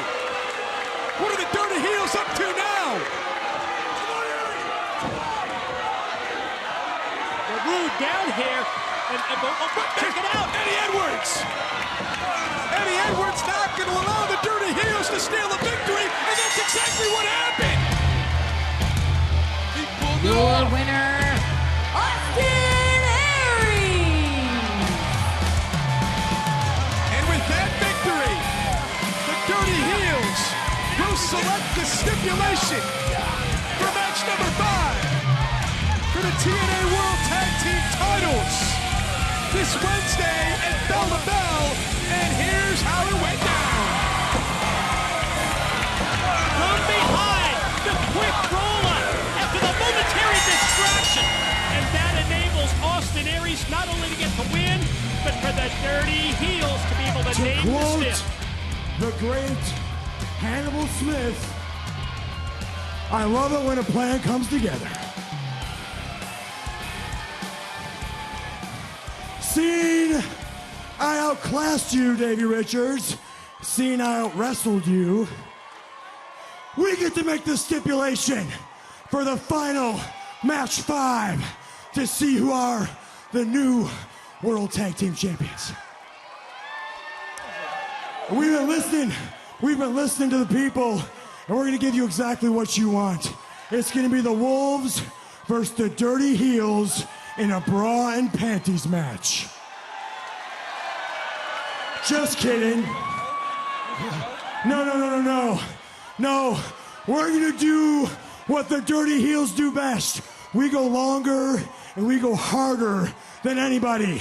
In that ring, it's gonna be a 30-minute tag team Iron Man match. Hell yes! That's more like it. That's right. It happens Wednesday on Destination America at Bell to Bell, a 30-minute Iron Man match in match number 5. If you thought Full Metal Mayhem was incredible, what's going to happen in a 30-minute Iron Man match? Most pinfalls, most submissions, and we'll crown new tag team champions. Josh, I have to tell you, I absolutely love the idea of an Iron Man match. In a match this important, deciding the tag team titles. To me, Iron Man rules the true test. No flukes, no excuses at all in this match. I can't wait for Bell to Bell. Well, when it comes down to the Iron Man matches, what Pope personally loves about it is there going to be a pinfall? How many pinfalls will there be? Will it go to a draw? These two tag teams, the Wolves and the Heels, they have the ability to go all the way to the end. Quickly, predictions. Who leaves as tag team champions? Pope's going to go with the Heels. It's so close. It's a coin flip between these two. I'll play devil's advocate. I'll say the Wolves.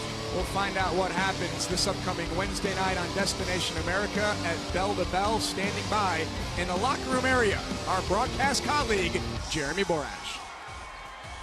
A historic night tonight for so many reasons. It's Slammiversary. And tonight, 5 men will enter the King of the Mountain match. It's been 5 years since the last King of the Mountain match. And tonight, My guest at this time will be one of the 5 competitors, Eric Young, set to do battle in this epic matchup. I'm ready, JB. I'm ready to be the new King of the Mountain. Drew Galloway, Matt Hardy, Bobby Roode, 3 men at the top of their game. But I'm one step better. I'm willing to do whatever it takes.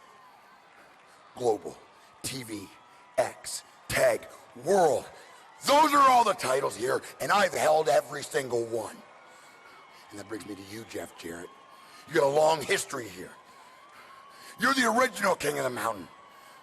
You're the reason this match exists. But look at my eyes. Ask me if I'm worried. Ask me if I'm scared. I'm not scared of anybody. But you should be.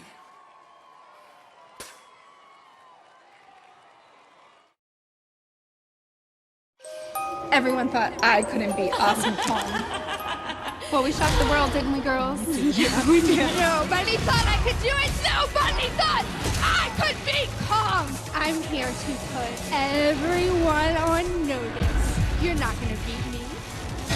And if you mess with my friends, and we don't play very nice, nobody is going to beat me. This is our house. The dollhouse. So, there I was in the steel cage, locked away with the greatest women's wrestler of all time, Yoka. It's now time for you to live in my shadow. I made sure she never got up. Bye-bye, Gail. There are 3 of us. Bye-bye. And you are alone. I no longer live in your shadow. I am the toughest and the sexiest. What I have on will get your blood pumping in a whole new way. Kong does not look amused. Kong, you're ruining playtime! Oh, and Awesome Kong takes out Marty and Jay. Kong not here to talk for the dollhouse. Not here for the antics. And here comes 2-time Knockouts champion Brooke. Oh! And Brooke all over Taryn Terrell. Now look what she's done. She's exposing her. It's Taryn who's embarrassed right now. The next thing I'm gonna take is that Knockouts title.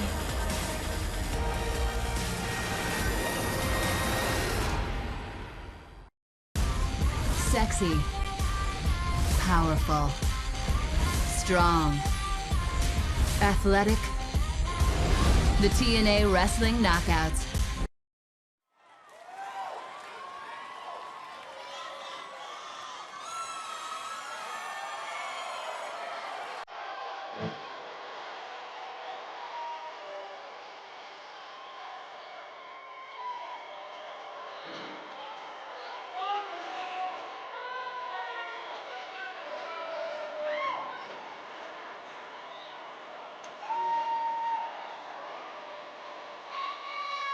The following knockout contest scheduled for one fall is a handicap match.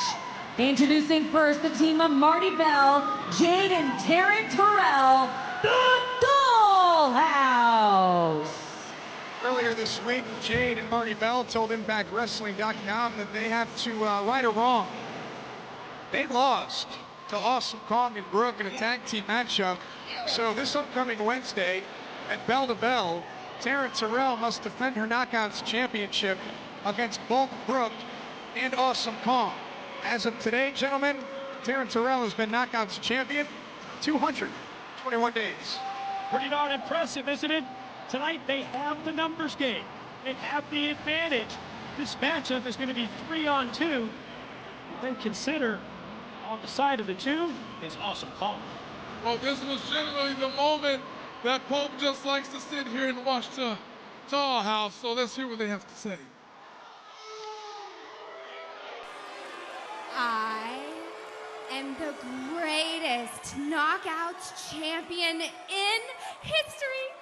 Not to mention the longest reigning.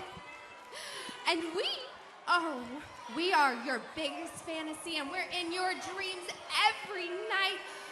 We're the Dollhouse, the sexiest group of girls that walk this planet. Brooke? Ew. Awesome Kong? Double ew. They think that they have the advantage. They think that they are gonna take my title next week on Impact. Well, I've got newsflash for you ladies. We have the advantage tonight, which means that we will have the advantage next week. Let me remind you that when you look like us and when you fight like us, you quickly learn that this is our house, the Dollhouse. It's playtime.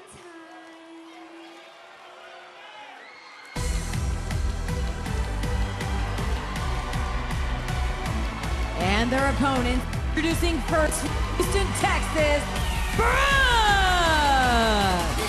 Pride of Houston, two-time Knockouts champion. Look, I agree with Taryn. They do have the advantage of the Dollhouse tonight, but do the math. Taryn Terrell is not going to have the advantage this Wednesday at Bell to Bell.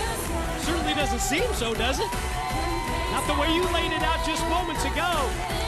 In her mind, she does. I hate to rent real estate in the mind of Taryn Terrell.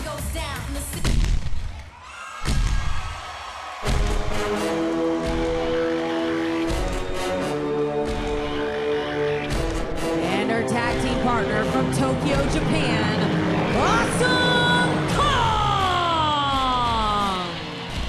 Hope, I know you love the Dollhouse, but the reason that the Dollhouse came together is because Taryn Terrell realized that she couldn't beat Awesome Kong on her own, thus brought in Jade and Marty Bell. Well, Josh, this is the moment that Pope is going to agree with you. Awesome Kong, awesome physical specimen in the woman that she is in the Knockouts division. And you know what? There's a lot of men that can't be Awesome Kong. So I do not blame Taryn Terrell for surrounding herself with Marty and Jade in the Dollhouse. And look how excited Brooke is to have Awesome Kong on her side. Brooke knows she's been there in the past. She has faced Awesome Kong as an opponent. Josh pointed it out. They teamed up recently to beat Jade and Marty on Impact Wrestling. Brooke joined me earlier today for the Slammiversary preview on Impact Wrestling's official YouTube channel. And the way Brooke put it, she feels that this is a 5-on-3 match. She feels that Awesome Kong is like multiple knockouts, and they have the advantage here tonight at Slammiversary. Wow, so you're saying Brooke feels it's 5-on-3, so she has the advantage. Brooke feels very confident in the ability of Awesome Kong, and I think she should. I think she's right on the money there, too. She's been in the ring against her. She's been her tag team partner. She knows what Awesome Kong brings to the ring. Marty Bell, Jade, and Taryn taken out by Awesome Kong. They won't be partners Wednesday when they challenge Taryn for the Knockouts Championship, but right now, Brooke and Awesome Kong have a common enemy in the Dollhouse. As Pope mentioned earlier, Josh, Professor, if I'm going into a fight, there are times that I think I'll bring Awesome Kong and have her on my side as well, because she is just impressive. She's awesome, and she can stand her ground against almost anybody. Well, it was ridiculous, really, Mike, when you think about it. Taryn comes out, says, I'm going to give Awesome Kong a match for the Knockouts Championship. But it's going to be a lingerie pillow fight. It was a joke. Right. And Brooke looked at that as the ultimate sign of disrespect to all the other knockouts in the division. Yet at the same time, I think to me, it just riled up Awesome Kong even more. Well, Josh, Pope got to beg to differ with you again. And it seems like we often do sometimes, but why is it disrespectful for it to be a Brian Panties match with Awesome Kong and not be disrespectful when it's a Brian Panties match against any other knockout? When's the last time that you saw a match like that here in Impact Wrestling? I don't know. Times have changed, Pope. I don't know. 2015. I surely look forward to a Brian Panties match from the knockout, I can tell you that much. This is Jade in there with Awesome Kong in this 3-on-2 handicap tag team match. The numbers game would say that the Dollhouse has the advantage, but in the early going, Awesome Kong was in control. Yeah, if they had a pre-match strategy where they wanted to use that 3-on-2 to their advantage, they've not used it to this point, although it looks like now they're trying to take down, trying to chop down the bigger Awesome Kong. Just look at Terrence Terrell. Looks pretty comfortable up there, doesn't she? Yeah, just relaxing on the ring post there. She's just hanging out, calling the shots, calling orders here to Jade and Marty. Taryn Terrell, I mean, she's lost her mind. Oh, what a splash! This match is going to be over here. Marty misses. Awesome Kong seemed to be prepared for something and changed her mind and said, hell, I got her on the mat. I'm going to go ahead and splash her. And it looks like she's doing it again. Taryn looks very comfortable just hanging out on the apron, waiting and watching and seeing if Jade and Marty can get something going. Top rope flying Hurricane Rana by Brooke. That was impressive. Hey, come on, Jade. Hey, stay the eyes. And it all started when Awesome Kong delivered the big splash here to Jade in the center of the ring and Marty. Professor, I just got to ask you the question, why do you believe that Taryn should be in the ring right now when she has two others that's getting their hands dirty for her? Because she had the chance right there to come in and maybe break up the pin attempt on her two partners. Maybe help her partners a little bit. No, instead she's perched up on top, directing traffic. They are there for a reason. They know what that reason is. Marty cover, hooks the leg. I mean, I think we all realize that Jade and Marty are here to do the heavy lifting for Taryn. Well, I think you guys need to cut Taryn some slack. I don't think Taryn gives a damn about the other two members of the Dollhouse. When Brooke came out here to get after Taryn, it was Taryn standing in the ring, not caring at all that Awesome Kong had taken out Jade and Marty. Taryn's in this for herself. You know, I don't think you should be so hard. Cover, and a kick out. Just cut the champ some slack. She's the longest reigning knockouts champion in history. I congratulated her when she crossed and broke the record. Absolutely. It was 211 days. Yes, she did. And I think we should pay a little bit more respect to her. Let's take it easy, guys. I love our knockouts champion. And the Dollhouse. Unique bear hug with the arm trapped here by Jade. Just getting holding Brooke in this type of maneuver here, this bear hug, is different than we usually see. It has to take the toll on Brooke, right? Well, she was trying to prevent her from doing just what she did. She locked the arm behind the back and sits in low. Absolutely. But she did that to prevent, what do you like to call that move there? The boxing of the ears. Absolutely, because we all know that's a very effective maneuver that every wrestler often goes to break out the bear hug, and they're in win. We saw Austin Aries use it effectively a little while ago against Davey Richards. And here comes the game changer, Awesome Kong. The tag was made. Yeah, but it was behind the back of the referee. Distraction by the Dollhouse. Referee Stifler did not see it. Tag, as a result, not legal. And now, first Taryn Terrell's going to get involved now. This is unbelievable. The tag was made by Brooke to Awesome Kong.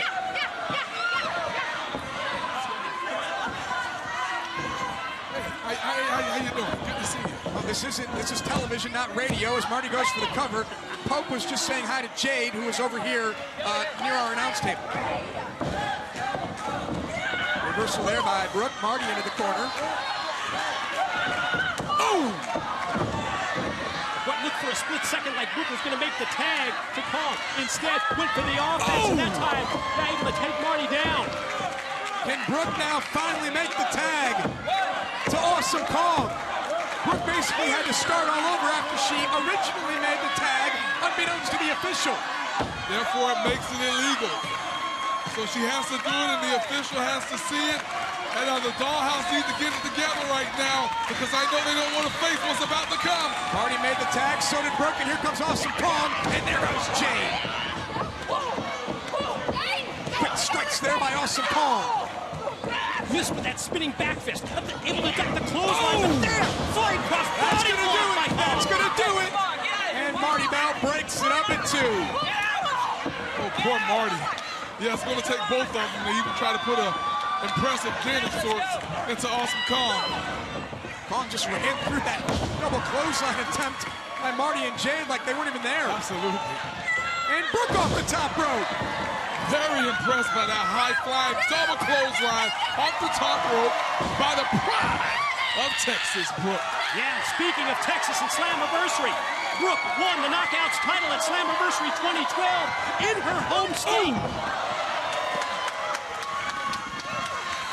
And can Brooke and Awesome Kong be victorious here at this Slammiversary 2015?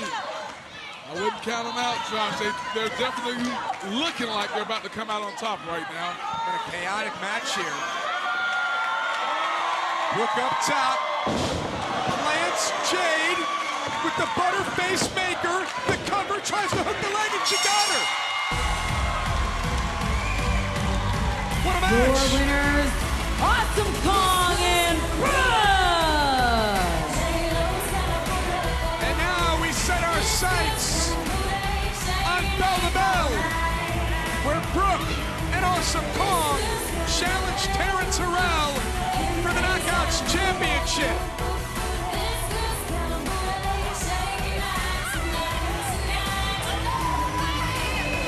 When the sun goes down, the city comes to life. Get my glitter on, dress for the night. I said, boom, boom, say shake, come on. Boom, boom, say shake, come on. I got my high heels on, straight swag on the floor. Terrence Harrell not happy with her dollhouse tag team partners. That's for damn sure. Just reading them the riot act on the outside of the ring. What a night so far here at Slammiversary. And up next, we're going to be seeing the results of one of the most intense personal feuds in Impact Wrestling history. My guest at this time, Magnus. This match tonight, unsanctioned here in the Impact Zone. It's the 13th anniversary of the little company with big, big dreams. It's Slammiversary in good old Orlando, Florida. The stars are out and ready to shine, and tonight, the smart money is that two of TNA's biggest and brightest stars shine bright on pay-per-view for the last time. James Storm, I'll say this because I know that you're an original, but people can say what they want about this company, and I know you do. But damn it, for 6 years, this company has been my home. It's given me some great memories, some great times, and I grew up in this company, and I'm proud of it. But you tried to take my life away from me, James. You went for Donovan. You went for Mickey. And I love that woman, man. And tonight, I don't hate you, even though I want to. I love my family. And tonight, I have to believe that love is stronger than hate, no matter how much I like the way the hate feels. Because James Storm, the devil can't catch me tonight, because he's already inside.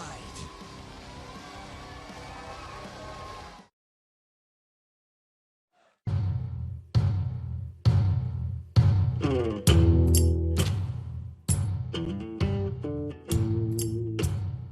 want to say thank you for last week. Of course, I do the right thing. Well, I appreciate it. What's up with Mickey Bay? Let me tell you something, Manic. Don't you ever question me. This time, as of tonight, I'm gonna go home and I'm gonna be a mom. Thank you for the opportunity to do what I love to do. I see a woman who will stand up for what she believes in. Mickey, these people do not want you to go. Hey, all I'm asking for, just one more time. Okay, I'll do it. What was that all about? One more match is not such a bad idea. You know how much I love this business. Yeah, I know. Hey, man, can I talk to you real quick? This guy's the devil, man. I got a big favor to ask. You know, all this stuff's been going on with Mickey. You could follow her for a while, just to keep an eye on her. Sure, no problem. Mickey! James. Fancy seeing you here. What are you doing here? Well, a man's got to eat, don't he? Yes. Is that Donovan? It that the baby? is. Say hi. Hi, James. Do you want to go to James? Come on, buddy. Do you want? Wow. Got him? Watch his head. Yeah, I got it. There we go. So where's Nick? He's back at the room. What is James Storm up to now? James Storm has hijacked the show to take a selfie with Mickie James. I don't think Magnus is having any fun with this. James Storm, I will never apologize for smashing a guitar over your head because you're a sick son of a bitch. So here we go. Magnus and Abyss. And Goya from behind. I did not ask you to do that. You do not do stuff that I did not ask for. Do you understand? This is between me and Mickie James. You and your son Donovan join me in my revolution. That is Magnus and I's son. After we've been friends all this time, you know this is something that I would never, look at me, ever do. I apologize. You know me, I don't apologize much. I'm sorry. Looks like your train's pulling up. What train? My train? James, look, it's not my I got the same phone. James Storm, I'm gonna make this really simple for you. I'm gonna start cracking heads left and right until you show up and face me. I gave Mickie a chance, and she turned down pledging to the revolution. She is a sorry excuse for a woman. Magnus has fought his way through security. James Storm has gone way too far here tonight. Storm has pushed Magnus to the limit. After what he did to Mickie, I will not forget. I will not forget.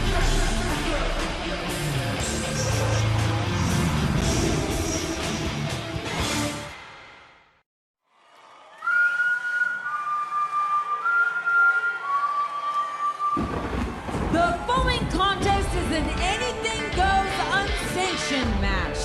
Introducing first, representing the Revolution, the Cowboy, James Storm!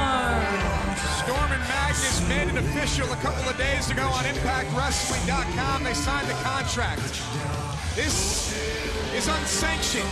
This, I have to say, is what James Storm wanted from the beginning. James Storm wanted to manipulate and play mind games with Magnus. Has Storm bitten off more than he can chew here tonight. In the 13 years of TNA, we have had our share of grudges, our share of rivalries, issues between wrestlers. But have we ever had anything that's as personal as this situation between James Storm and Magnus? We saw different shades of James Storm during this rivalry.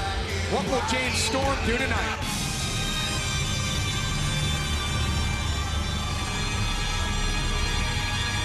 And his opponent from Kingsland, England, Magnus! This wants to get his hands on James Storm. Magnus knows that James Storm did mess with his life. He messed with his livelihood, and here we go. It's underway. It's unsanctioned. It's Storm versus Magnus. If you're watching this for a wrestling match, it's going to be a brawl. Hope, I've got to ask you, you have faced both James Storm and Magnus in the past. Very, very different styles to me. Storm, more of a brawler in my opinion. Magnus, more technical. What I want to ask you is my opinion right? In an unsanctioned match like this, I think it's advantage Storm. Well, you know what? Professor Pope's going to agree with you. I've been in the ring with both men with tremendous athletes, tremendous competitors, and have the drive to win. As we both know, they're both the former TNA World Heavyweight Champions. So I'm going to lean towards you and say that Storm has the advantage. He's been in every type of match possible here in TNA. But after everything James Storm has done to Magnus, you guys can say that Storm has the advantage here? Well, you know what? Pope's going to agree with you too, Josh, because there's two things. If Magnus is anything like Pope, there's two things you don't touch in a man's life. That's his money and his wife. What about his child? What about the mind games that Storm played with Donovan? Absolutely, but that comes with the game, man. Mind game, it's a game of chess. We've often referred to wrestling as a game of chess, and that is nothing more than James Storm trying to get into the head of one Magnus, if you will. How about the impact of that shot? It busted right through the steel guardrail, and now in this unsanctioned anything goes matchup, it is spilled out past the crowd, now into the back area here in Orlando, Florida. Look like they're about some concessions, Professor. And Magnus. Is Magnus going to attempt to powerbomb James Storm through that table? We'll never know. Back body drop, and Magnus through the table. And I just sent him over to get me some popcorn. God dang it. Good job, James. Magnus down in this very serious rivalry. James Storm, early advantage.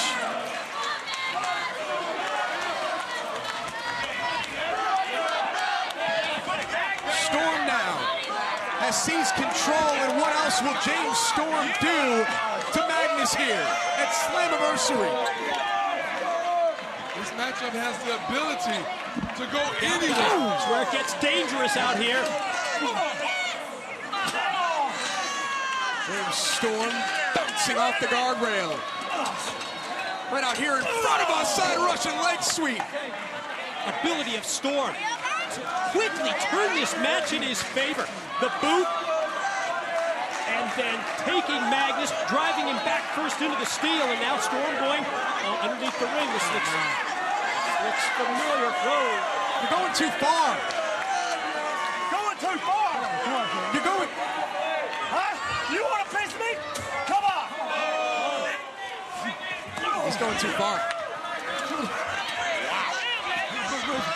I hope Magnus kicks James Storm's ass here as they get back into the ring.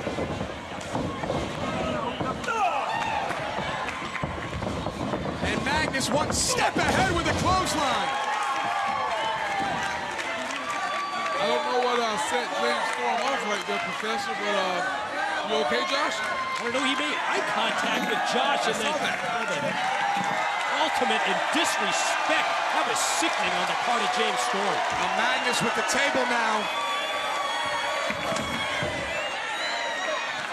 Magnus has an opportunity here to win this unsanctioned matchup against the leader of the revolution, against James Storm. I mean, would you guys expect anything else from James Storm to come out here and spit on me at the broadcast table after what he's done to Mickie James? After what he's done to Magnus' family and the low blow there? I guess we shouldn't be surprised in the least. Not at all. But James Storm's right now with a low blow to Magnus as he's in the corner rather than pain. Kick with a little separation there.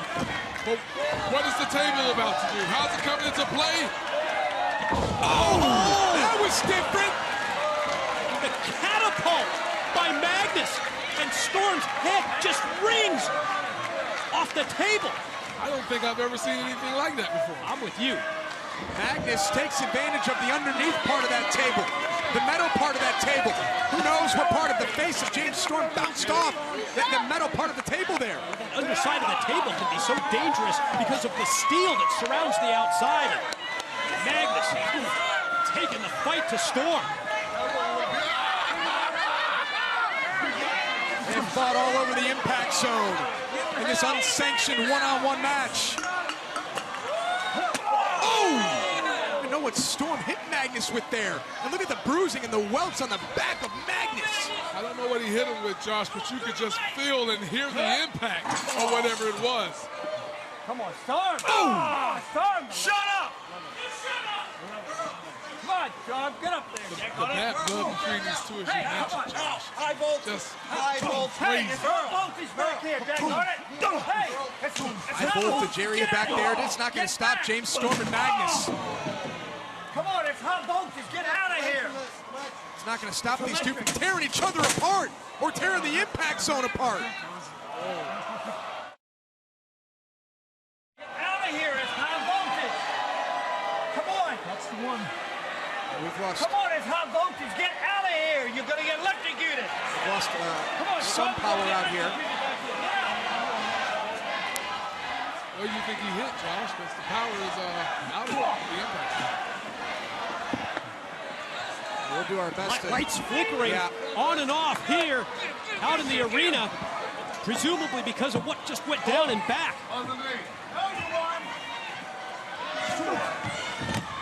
James Storm and Magnus continuing the fight here, this brawl here.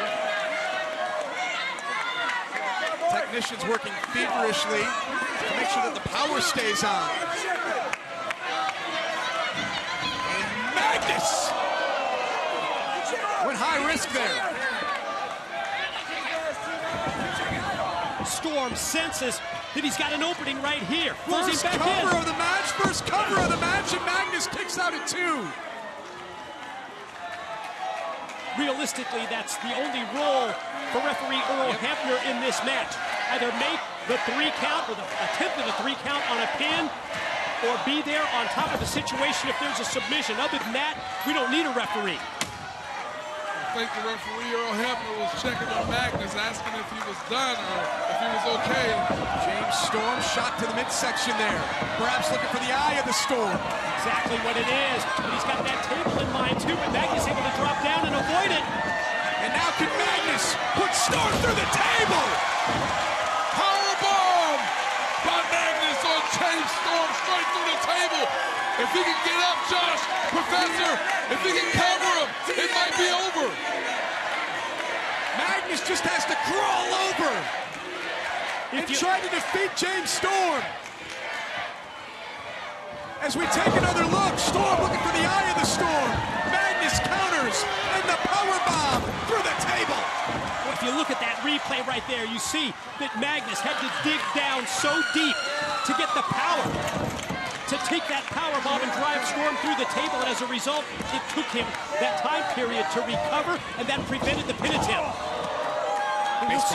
Don't see the baseball slide dropkick too often from Magnus. Magnus pulling out all the stops here, trying to stay one step ahead of James Storm. And now Storm has Magnus. DDT into the ring. Draping DDT. Defenseless Magnus. The way he was set up on the ring ropes there by Storm. Didn't give him an opportunity to escape. Once the legs and the feet were on the second rope of the ring, there's no way to go. And he didn't waste any time with it either, Janae.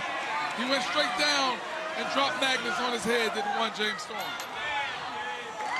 And now Storm setting up another table, but it looks like Storm's going to set this one up on the outside of the ring. James Storm is not thinking victory. Storm is thinking, I want to deliver more punishment. I want to hurt Magnus. I think senior referee Earl Hebner just might want to step back and just let the guys go and just count when he's needed, man. And again, to what Mike said earlier, that's all that referee Earl Hebner is out here to do. This isn't a wrestling match, ladies and gentlemen. This is an unsanctioned fight. Storm not satisfied with just the table. And another bottle from James Storm.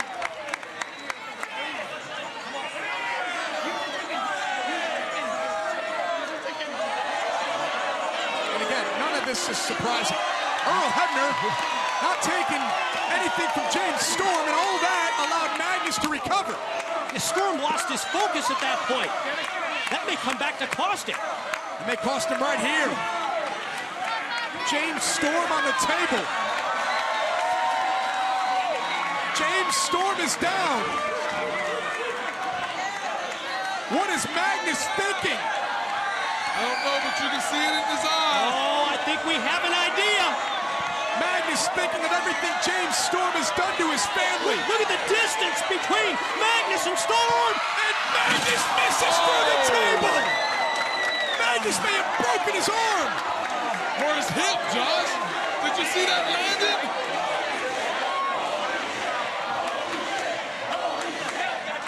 Magnus flying through the air, thought he was going to put away James Storm. Just listen.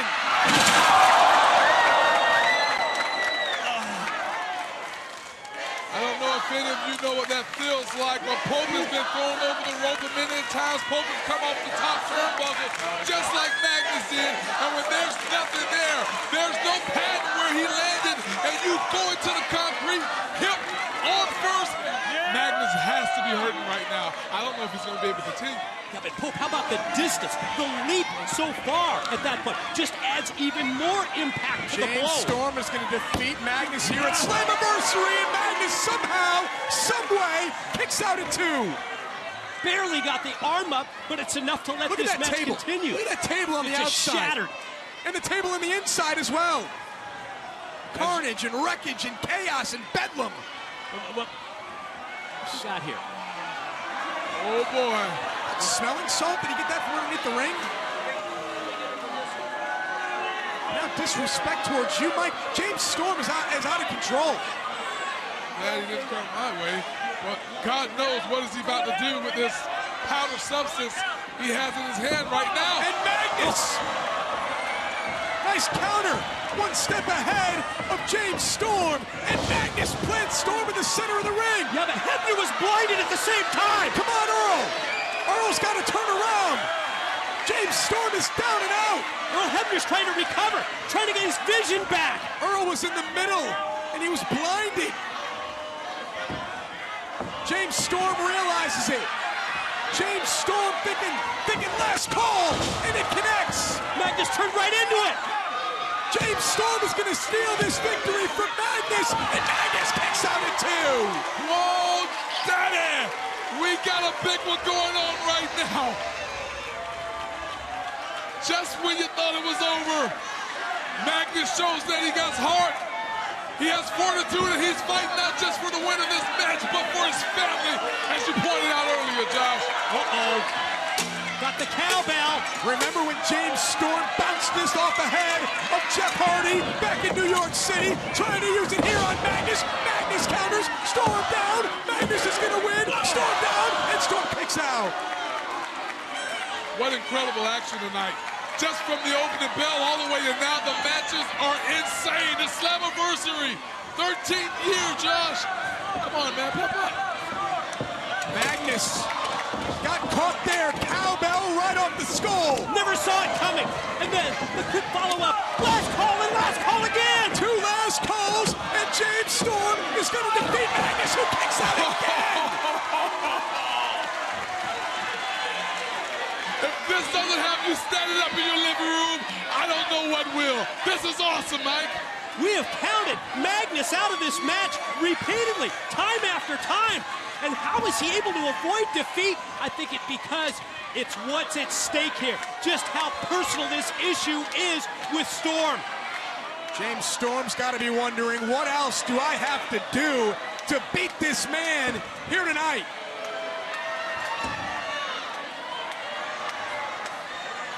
Storm has a guardrail in the ring, steel chair now, there's busted up tables.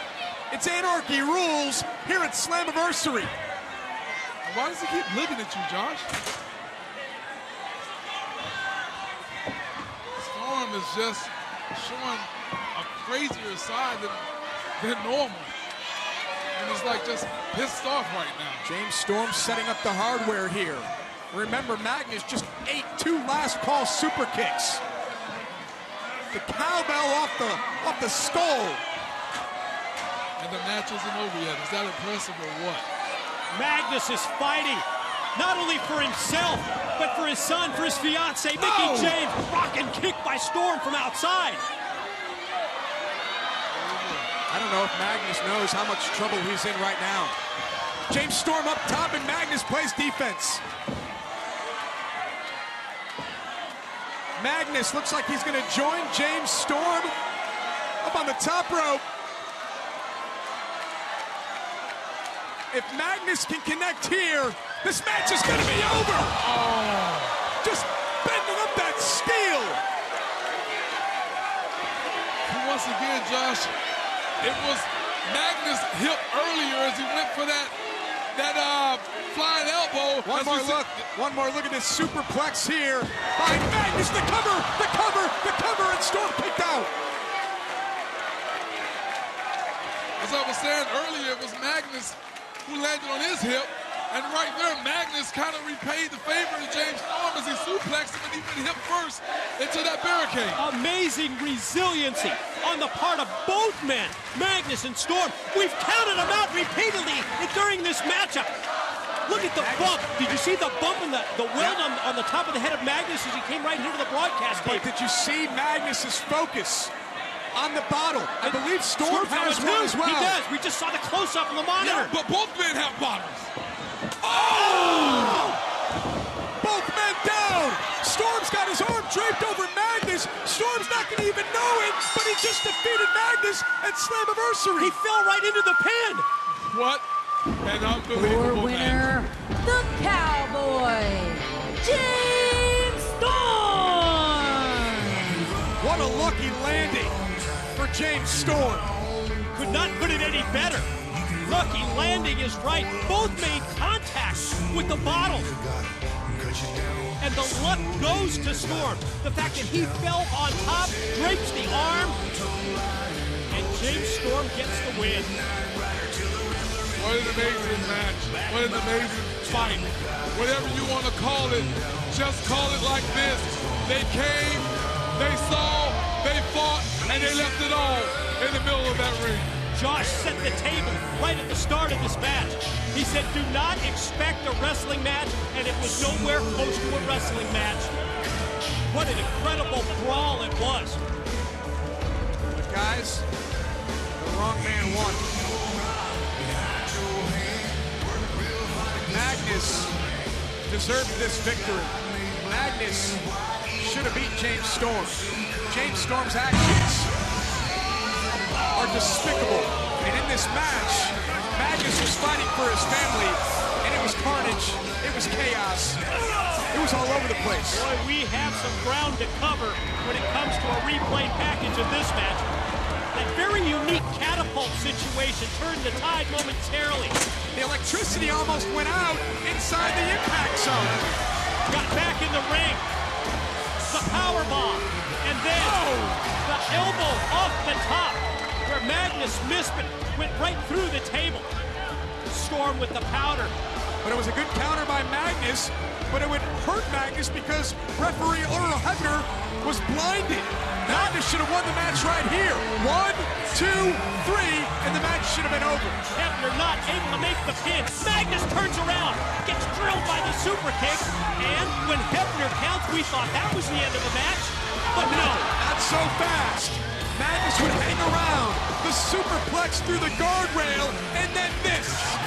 And watch Storm. Like Mike today said, Storm fell on top of Magnus. Lucky fall.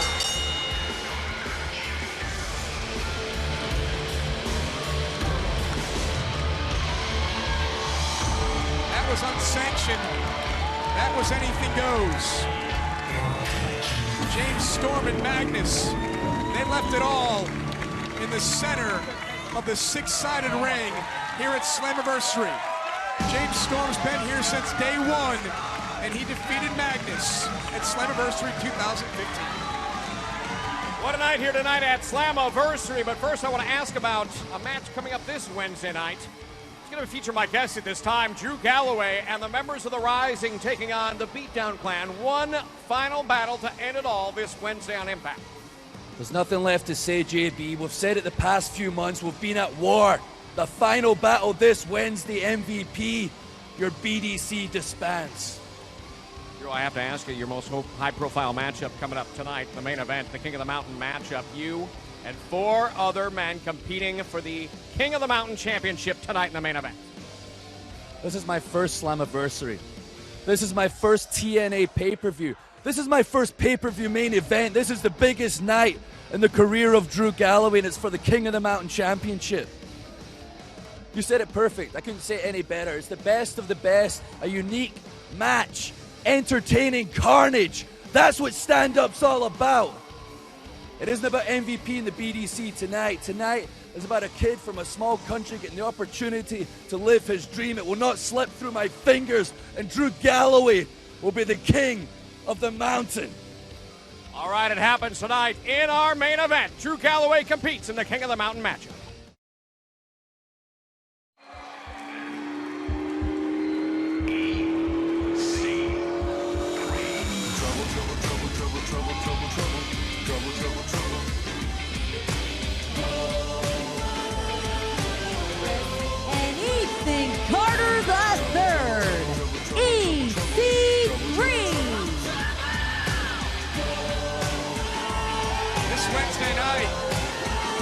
bell to bell.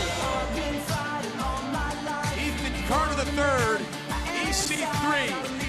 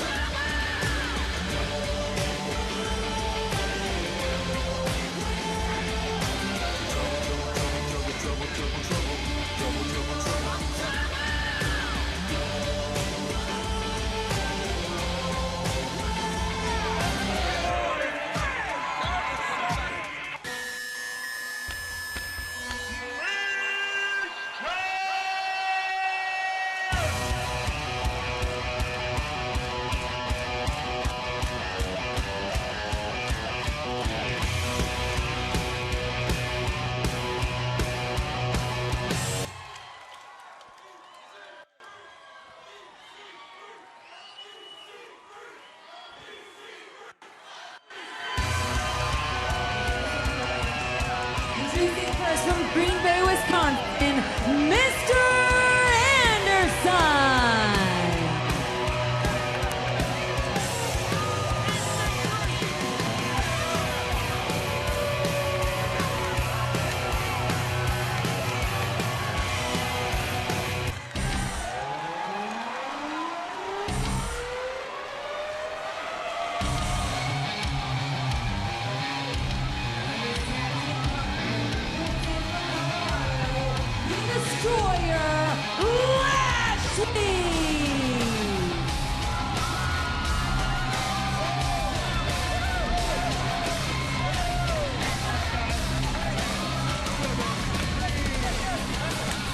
Lashley teaming up with Mr. Anderson here.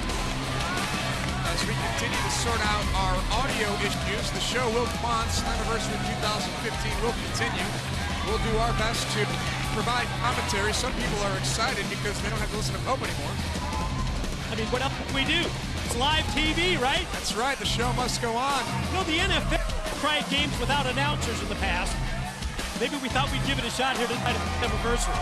Well, I'm going to go back and say again that Magnus and James Storm, they took out something back there in their unsanctioned match, and it caused chaos. Well, we saw the power outage inside the arena. And obviously, this is still part of that situation, trying to get our audio back. This Wednesday at Bell to Bell, it is EC3 one-on-one with Kurt Angle for the TNA World Heavyweight Championship. But here tonight at Slammiversary, it's EC3 and Tyrus against Mr. Anderson and Lashley. Needless to say, Anderson and Lashley do not like EC3. It's your boy, Josh. As I say every week on Impact Wrestling, we know that you are a huge fan of one EC3. But right now, I can assure you, one being Mr. Kennedy and Lashley, they like this guy. Mr. Anderson will start this match out here with EC3. It's not that I'm a fan of EC3, Pope. I think you're using the wrong word. I believe in EC3. I think that EC3 is going to go on to become world champion. I respect EC3. EC3's undefeated streak, it dates back to October of 2013 at Bound for Glory, his debut. 20 months and counting. And love it or hate it, agree with his methods or not, Josh, you have to respect the streak, right? It'll be 620 days come July 1st, come Wednesday, that EC3 will be unpinned, unsubmitted, undefeated, and a celebration is planned should EC3 do the improbable and defeat Kurt Angle. But Josh, what's he look for, I mean, how do you respect a guy like EC3 who has taken every opportunity to get wins over his opponent with the help of one Tyrus on the outside playing interference on his behalf half of the time? Not to discredit his record. Look, what goes on inside the ring, I like that our officials here at Impact Wrestling sort of let the guys go. They let them loose, they call it loose, and what happens outside the ring, if it happens inside the ring, then maybe I'll start to see your side of this, of what you say about EC3. You mean like when Tyrus got in the ring on behalf of EC3 on the several times that he's done it? And that's one of the reasons behind this tag match, because Tyrus, a factor in both of the losses of Anderson and Lashley to EC3. Hence, this is why we this tag team matchup at Slammiversary. Josh is saying by any means necessary, EC3 gets the job done. Good call, Professor. Pope has been saying that for quite some time. But I see your point. It was Kurt Angle who handpicked Lashley as the opponent of EC3 a couple of weeks ago. And EC3 was able to defeat Lashley. EC3 was able to defeat Mr. Anderson. This was after Anderson had Tyrus locked in a cage at ringside. Lashley suplex. So powerful is the former world champion. Well, it appeared Lashley was going. Look at this again. There's the Tyrus factor. There it is. The Mad Dinosaur once again interfering on behalf of his guy, EC3. Tyrus will come in off the tag. Legal tag was made. Guys, keep in mind, Anderson and Lashley, they have battled in the past on many occasions, but this is the first time that Lashley and Anderson have joined forces as a tag team. First time ever as a team.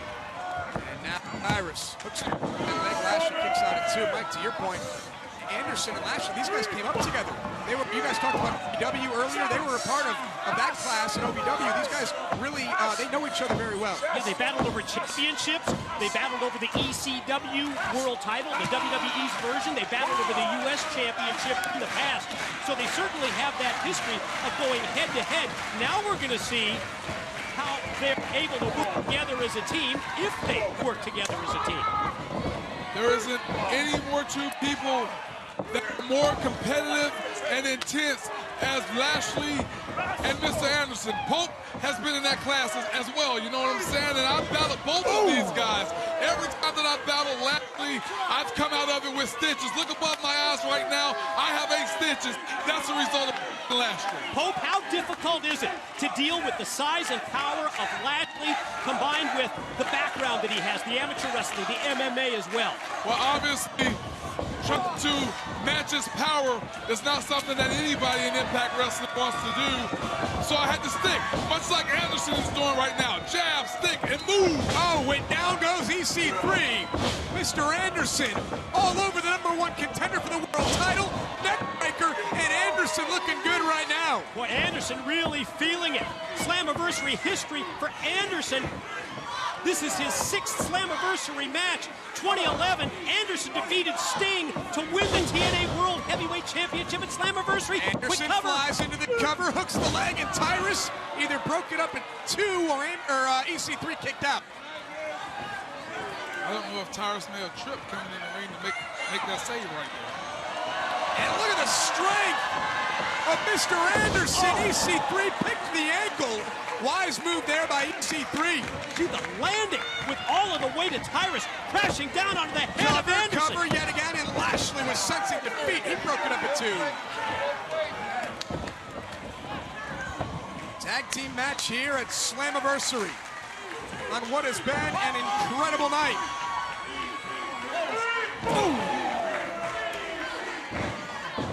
Anderson drops after that hook punch style shot by Tyrus, and then Tyrus goes across the ring and knocks Lashley off the apron. When do you see something like that? Not a bad move on behalf of the big man. That's something that I would have done myself.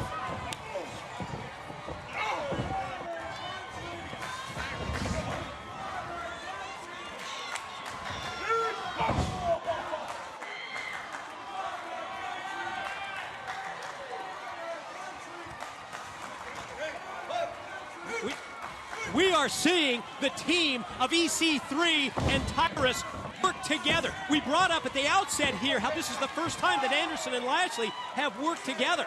First time that they teamed up.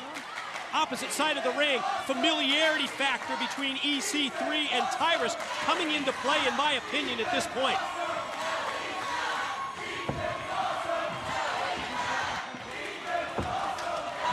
EC3 wear down continues. Anderson tries to get back up to his feet, back up to the vertical base, and immediately shut down by Ethan Carter III.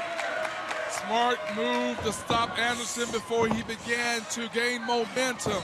Because let me tell you something, Pope has been in the ring with Anderson several times. Pope has been right here and has some very long and heated feud with one Mr. Anderson. And when he starts to go, when he starts to rocking and reeling, hey, Daddy. And Anderson firing back. EC3. EC3 needs this match to end quickly. He's got a world championship match on Wednesday. Fortunately for Anderson, able to fall or dive into the corner. That brings Lashley in legal. And there's belly to belly. Released overhead suplex. Right back to the bell again by Lashley. The Destroyer unleashing the offense on Ethan Carter III. Just twisted EC3 as he throws him through the air with those belly to belly back. And Lashley, pure strength, pure power. And Lashley drives EC3 into the canvas. Hooks the leg. And Lashley almost beat EC3. The impact of the running power slam looked like it was going to be enough to get Lashley the win.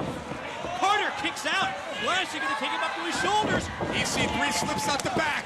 Nice pick there by Lashley. Was low. And EC3 has Lashley up on his shoulders. EC3 takes out Lashley.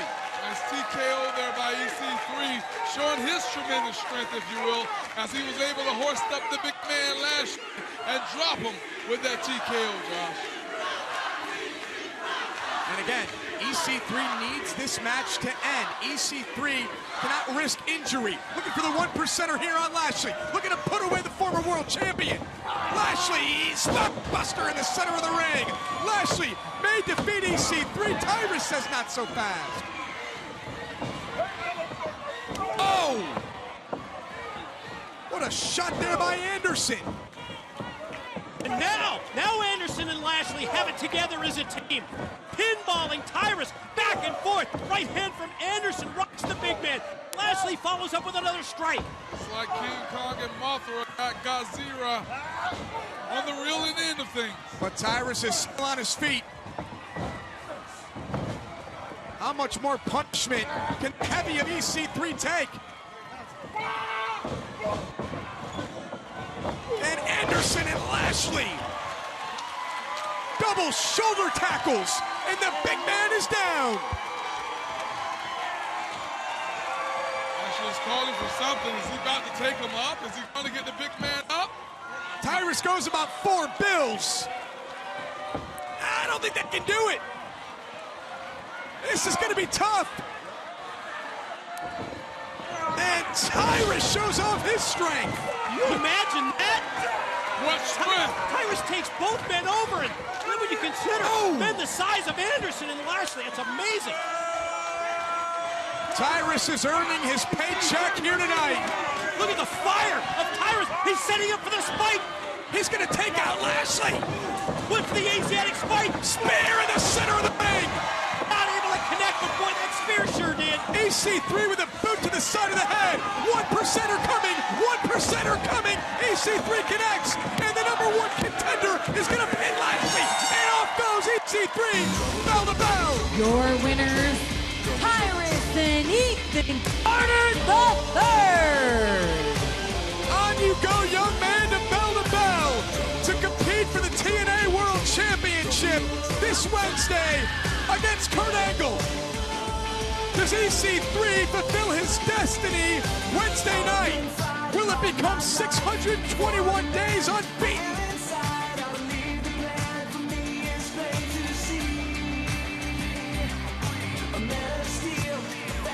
Wow, what a scene here tonight at Slammiversary. You saw EC3 hold up that replica championship. Will EC3 hold up the the actual World Championship this Wednesday at Bell to Bell. Speaking of championships, we got a brand new one. It will be earned here tonight. First time ever, the King of the Mountain Championship. And Josh, for only the 9th time in wrestling history, it's King of the Mountain. It's on deck. 5 incredible competitors fighting for that King of the Mountain title. Do you have a favorite? Well, Pope's going to go with the obvious choice here. I'm going with the guy who originated the match, the founder.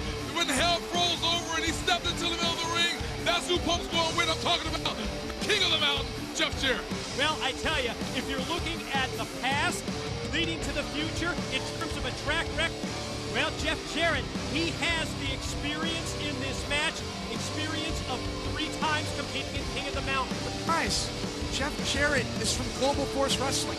Jeff Jarrett is competing against 4 Impact wrestlers. They're not going to let him win.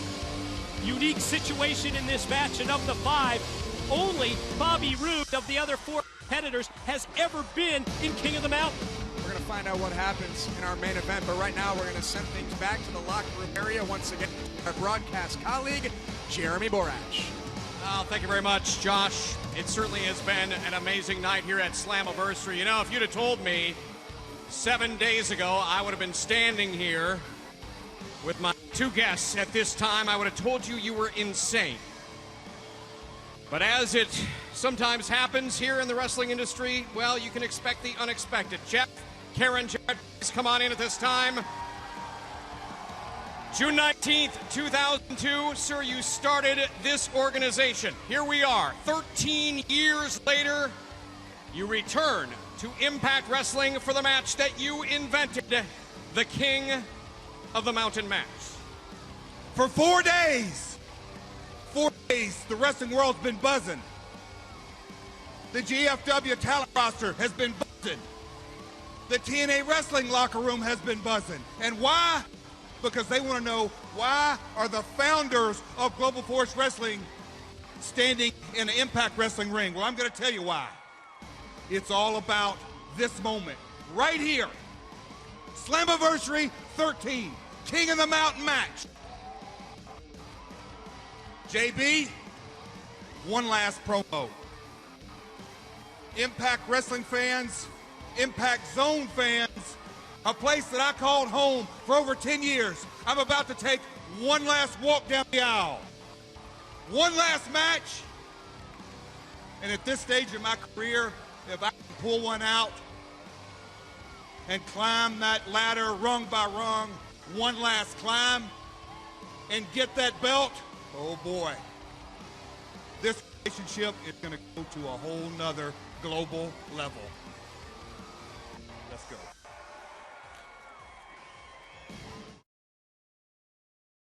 We are moments away from our main event. From the return of the King of the Mountain match, we'll have the rules in just a second.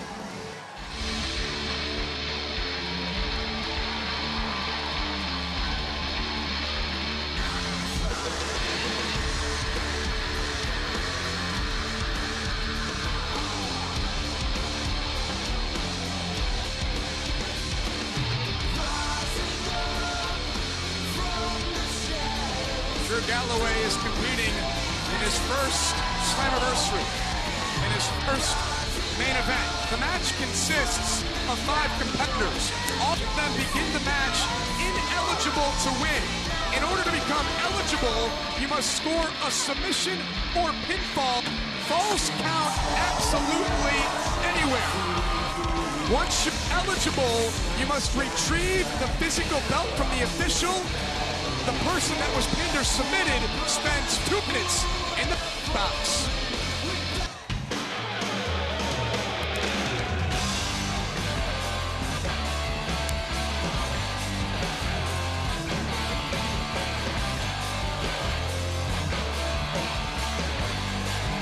Six-year absence in terms of King of the Mountain. Not since 2009 has TNA offered this very exclusive matchup. The thing about the King of the Mountain match is that multiple competitors can be locked inside the penalty box at the same time. Can you imagine what's going to happen if that takes place?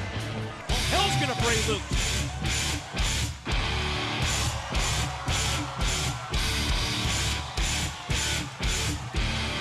And once physical championship is in play, anyone who is eligible may steal the belt. And at that point, the belt is dropped, almost like a live football in a game. If it's fumbled, it goes back to the official, and it all sort of starts over again. The most important thing to do, though, is become eligible to win.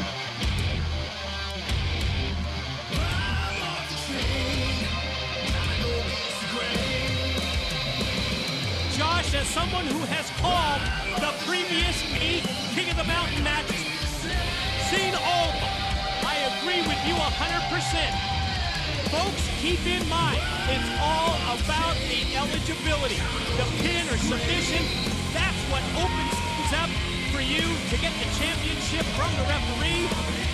Make your way up to that hook, hang it in place, and become the champion. And again, it all boils down to being eligible to hang the championship on the hook, suspended 15 feet above the ring. It's now time for our main event here at Slammiversary. Oh, boy. Here we go, Daddy.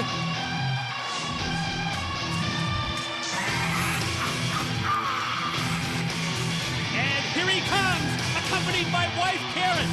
Yes, it's Jeff Jarrett. He agreed to return to TNA for one final match. This is what he said his last time walking the TNA aisle. For real, it was an amazing moment to see Jeff Jarrett appear this past Wednesday night. Hope and I were sitting ringside. I would love to know where you were and what you were thinking when you saw Jeff Jarrett. Well, I was here.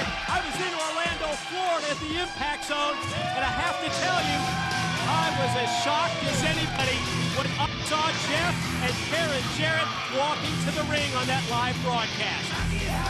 Karen Jarrett has full-on Queen of the Mountain here, and Jeff Jarrett stepping inside the Impact ring.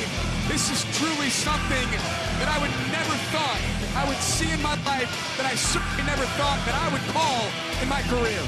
During his TNA tenure, this man, Jeff Jarrett, was a 6-time World Heavyweight Champion. And look how gorgeous Karen looks. She just looks radiant. Let's send things up inside the ring to Jeremy Borash for the official introductions for our main event. Ladies and gentlemen, the following contest is your Slammiversary main event and is a King of the Mountain match. Introducing, first of all, competitor number 1, standing to my left from Ayr, Scotland. This is Drew Galloway. Competitor number 2, from Nashville, Tennessee, weighing in at 234 pounds, Eric Young. Introducing competitor number 3, from Cameron, North Carolina, weighing in at 231 pounds, Matt Hardy.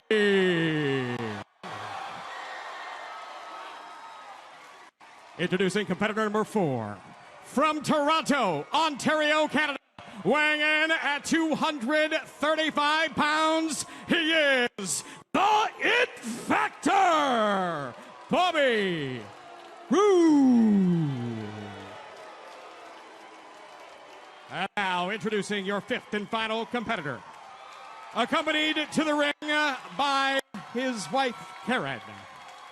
From Hendersonville, Tennessee, weighing in at 231 pounds, he is the founder of Impact Wrestling, the founder of Global Force Wrestling, and the King of the Mountain, Jeff Jarrett.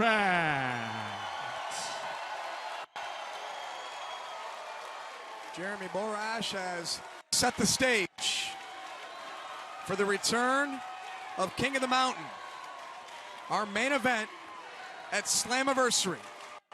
And it features Jeff Jarrett. Speaks volumes. Or does it make him more of a marked man in this match? Guys, I can tell you once the bell rings for King of the Mountain, there's nothing like it in terms of action. You're going to have to watch all over this Impact Zone. And again, it's that pin, it's that submission win, because then you become eligible, and at the same time, you take another one of the wrestlers out of play.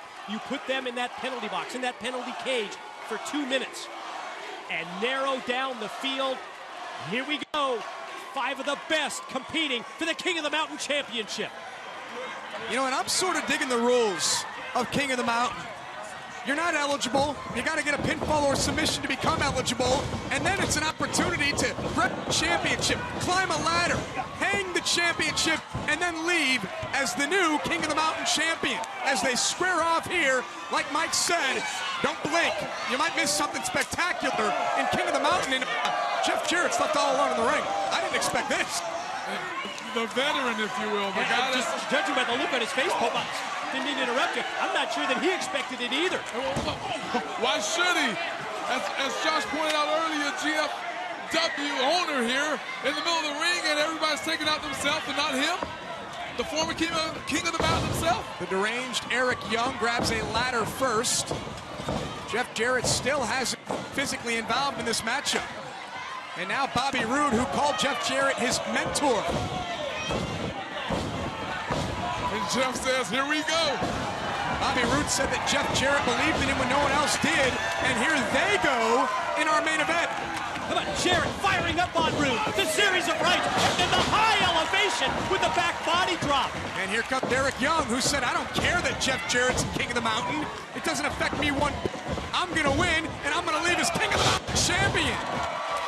We may not have seen Jeff Jarrett in a TNA ring for the past couple years, but you can see he's in great physical condition. He has been wrestling on a limited basis. He's wrestled in Mexico, he's wrestled in Japan, and something tells me we're on the verge, and now we are seeing the Jarrett strut. That's classic Jeff Jarrett right there. Who's this? Trying to become eligible. It's Bobby Roode. And Roode is now eligible. Jeff Jarrett must spend the next 2 minutes in the penalty box. And that's huge for Bobby Roode, especially getting the pin so early in the match. Because now, for the balance of this match, Bobby Roode is eligible to hang the championship and win King of the Mountain. At the same time, Jeff Jarrett's on ice for 2 minutes. Jeff Jarrett must sit and watch and wait, see if this match will continue. Or can Bobby Roode, there you see the clock in the bottom left-hand corner of your screen, of how long Jeff Jarrett must stay in the penalty box. Yeah, Jarrett frozen out of it for the 2 minutes, and that opens things up for Roode. How smart is this on the part of the Impact? Clotheslines wrestlers to the outside, opens things up to bring the ladder in. Now he's got the belt from the referee. Oh, but he's got to keep his eyes on Matt Hardy. So now that the championship, the belt is down, back to the official. And again, Bobby Roode is the only one that can legally hang the championship and leave as King of the Mountain champion at this point. As the match progresses, Josh, you're dead on. You're right. Once that belt is dropped, it becomes eligible, but only for the wrestlers that scored the pin or submission. So Roode in that very unique situation of being Side effect by Matt Hardy, cover by Matt Hardy, and Matt Hardy is that close to being eligible. You just got to know Jeff Jarrett now standing inside of the penalty box is just regretting. He was trying to say, hey, thank you to the fans. They were saying you still got it. He did a strut, and it backfired. Bobby Roode, spine buster to Drew Galloway. Bobby Roode is in the driver's seat right now in King of the Mountain. By far the most impressive of the 5, in my opinion, in the opening minutes of this matchup is Bobby Roode. Far and away.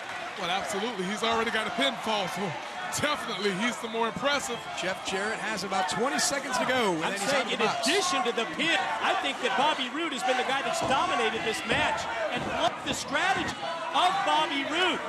And it's going to look as if no one is going to take advantage of the power play and become eligible while Jeff Jarrett was inside the penalty box. I guess maybe not surprising in terms of experience in King of the Mountain.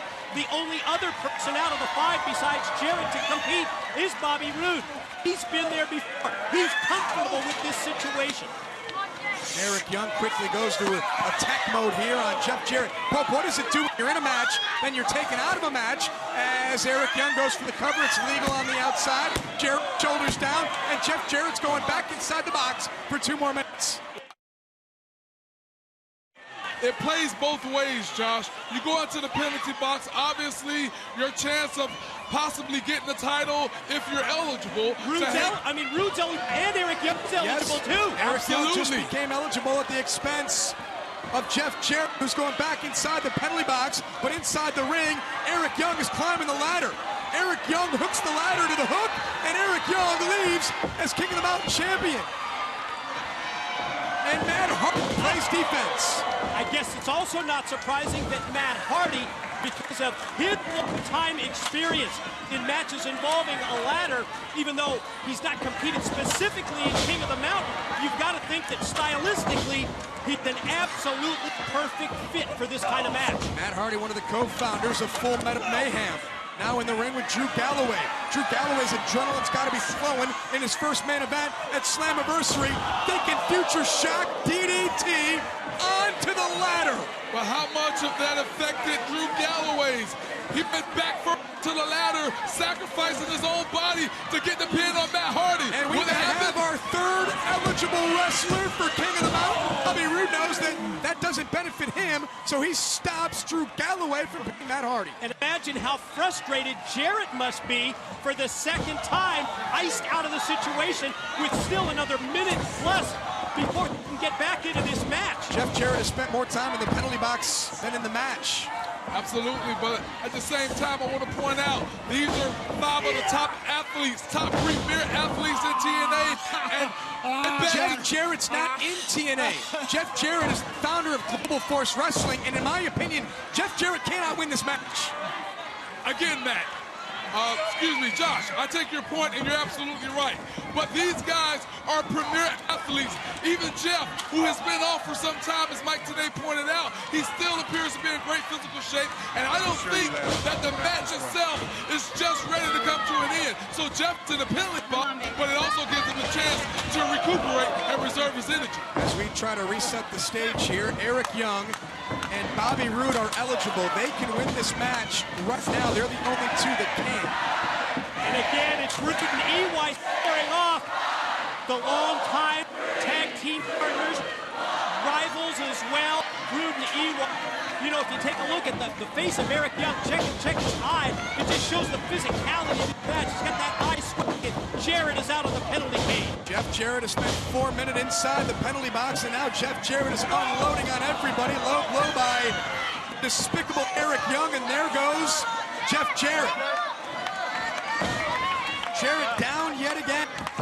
If the boys were smart, they team up and take out Jeff Jarrett. Yeah, but everyone wants to become eligible. And We've only got 2 guys that are eligible. Absolutely. Take out Jeff, and everybody has a 25% chance of winning. Matt Hardy tries to fade in the center of the ring.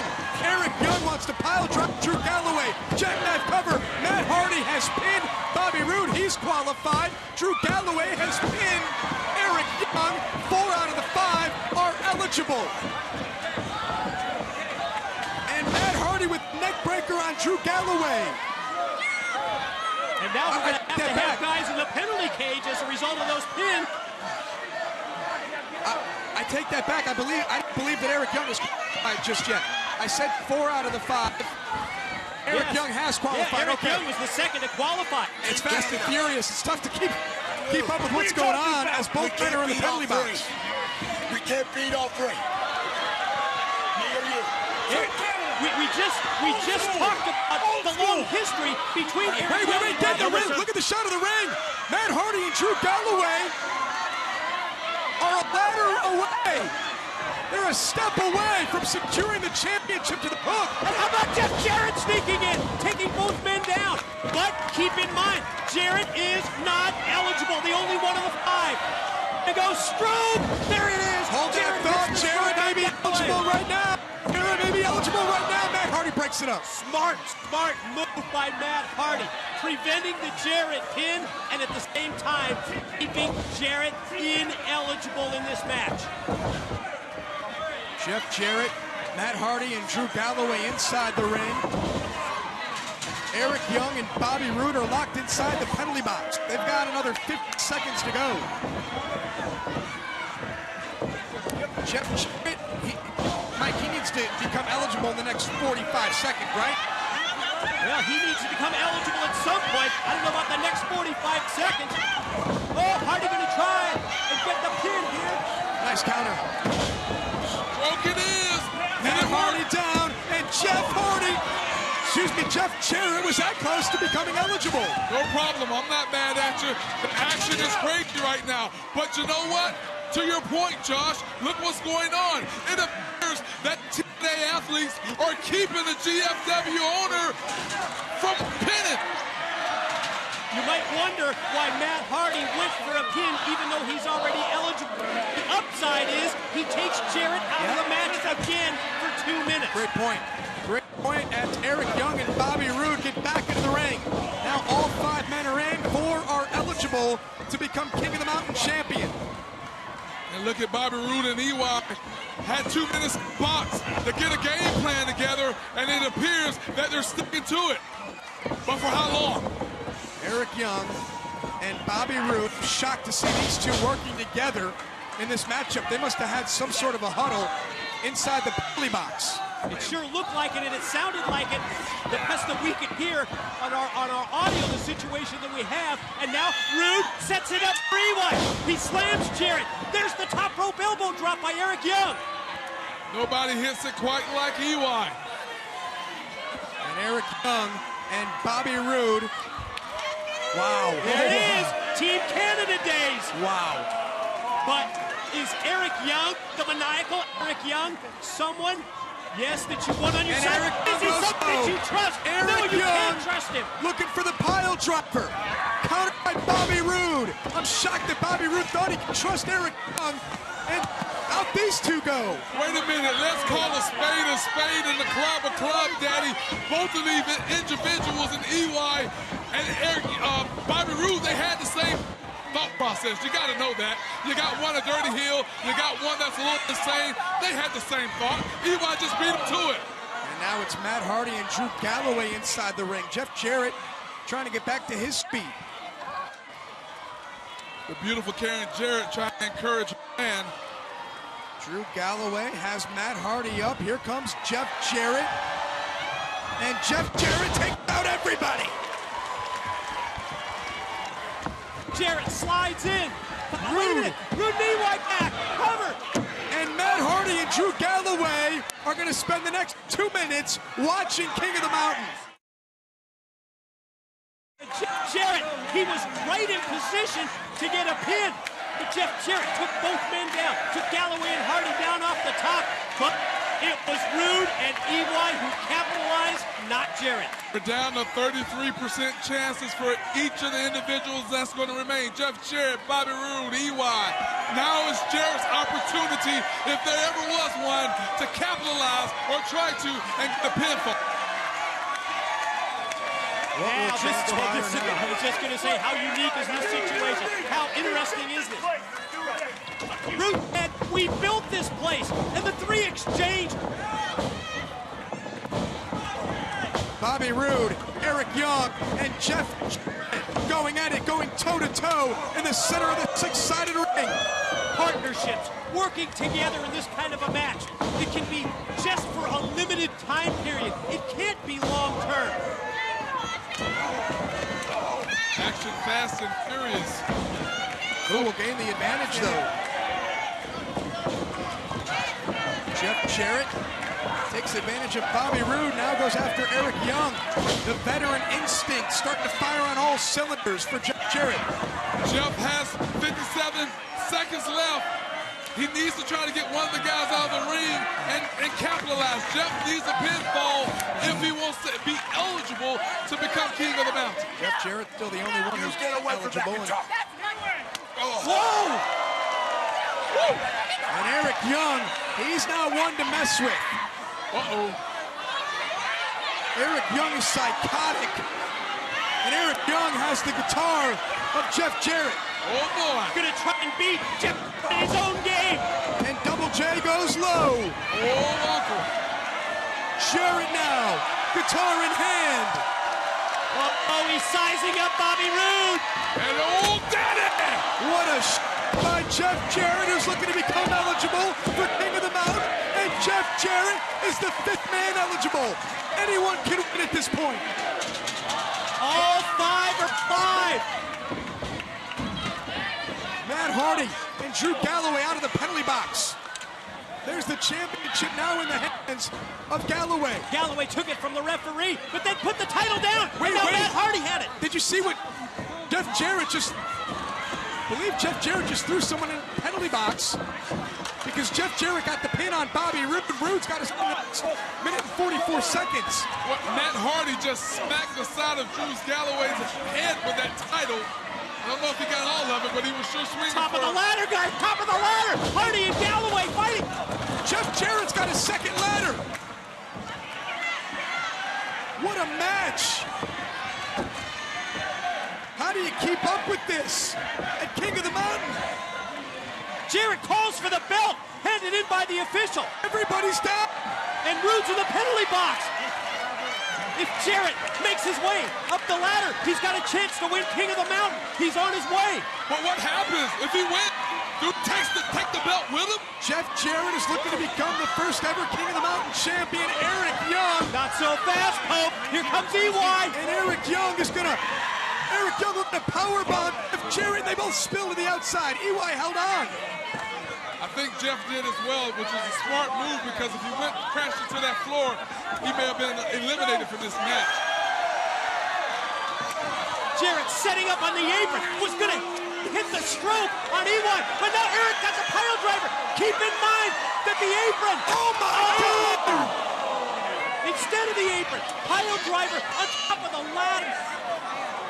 EY powerbomb to Jeff Jarrett on the ladder. Oh my goodness. Bobby Roode's got 18 seconds left. Eric Young just pile drove Jeff Jarrett. One more look. Jarrett looks unconscious to me at this point. I don't see him moving at all. Jeff Jarrett may be out cold. Eric Young looks to be in the driver's seat right now. Matt Hardy showing signs of life. And they're all battling right outside the penalty box at this point. Josh, the action has just gone so crazy here. And I never heard you say, who do you think is going to come out here? It's going to be the king of the mountain. Whoa. Guys, at this point, I don't know. Check out Galloway. Check out Galloway on top of the penalty cage. Drew Galloway. It's going to take out everybody. On top, from the top of the cage, Drew Galloway took them all out. Bodies laid out all over the arena. Galloway's down. Eric Young is down. Bobby Roode is down. Matt Hardy's down. And it's because of this. Drew Galloway risking it all. Standing up. Showing his impact. And taking out everyone involved in King of the Mountain now other than Jeff Jarrett. Will it pay off for Galloway? Championship belt, King of the Mountain title is brought into the ring by Galloway. The final step for Galloway is to climb the ladder and hang the belt and become King of the Mountain champion. Drew Galloway is going to do this. Matt Hardy is on the other side of the ring. Hardy looks to me at this point like he's the only one that could stop Galloway from hanging the title and winning. Everyone on their feet in the impact zone as Galloway trying to secure that championship to the hook. Down goes the title. Nobody can win right now. Matt Hardy twist of fate. Matt Hardy with a twist of fate to Galloway from the top of the ladder. I want to get a neck check after that. Good grief. Matt Hardy is looking to become King of the Mountain. Again, we talked about the style of Matt Hardy being a perfect fit for King of the Mountain. Hardy making his way up the ladder, just inches away from hanging the title. Oh, but Bobby Roode from behind. That defense being played there by Bobby Roode puts a stop to Matt Hardy. firing away at the lower back. And Bobby Roode thinking powerbomb on Matt Hardy. Down goes Hardy. Karen Jarrett trying to do everything she can to get her husband Jeff back to his feet. Championship's in play. It's in the ring, and it's in the grasp. It's in the hands of Roode. This is Roode's opportunity. If he ever had one, he has it right now. Will he capitalize on it? Will he be able to hang the belt? Not if Eric Young has anything to say about it. And Eric Young setting up the second ladder. What is going to happen here? After everything we've witnessed tonight, after everything we've seen in this match, the return of King of the Mountain. And the King of the Mountain title off the side of the head of Bobby Roode. EY never dropped the title. He still has possession of it. He can take it up there and hang it and become the King of the Mountain. Yeah, it's exactly what Eric Young is thinking. Jeff Jarrett has somehow, some way made his way back into the ring. Yeah, Jarrett has recovered to the point now where he may cry, and he is able to stop Eric Young. Yeah, but the title's down. The title's down. The championship is on the canvas. Oh, from the left, gonna go Stroke. Jarrett has taken out Eric Young. Jarrett's got the title. All he has to do is climb that ladder. Everybody's down. Hook the championship. Oh, keep your eyes on Roode. Roode's trying to make up ground. So's Matt Hardy. Jeff Jarrett's there. Jeff Jarrett's going to secure the championship. Jeff Jarrett is the King of the Mountain. He did it. What does this mean? Oh, wait a minute. Jeff Jarrett. Congratulations to Jeff Jarrett on a hard-fought victory. Jeff Jarrett is the King of the Mountain, but I want to know what this means. I want to know what this means for our future. I want to know what this means for the King of the Mountain Championship. Absolutely. Where do we go from here? Does the title stay here? Does Jeff come defend it? Or does it come for Jeff Jarrett in GFW? Guys, this is unbelievable. What an incredible 4 days for Jeff Jarrett.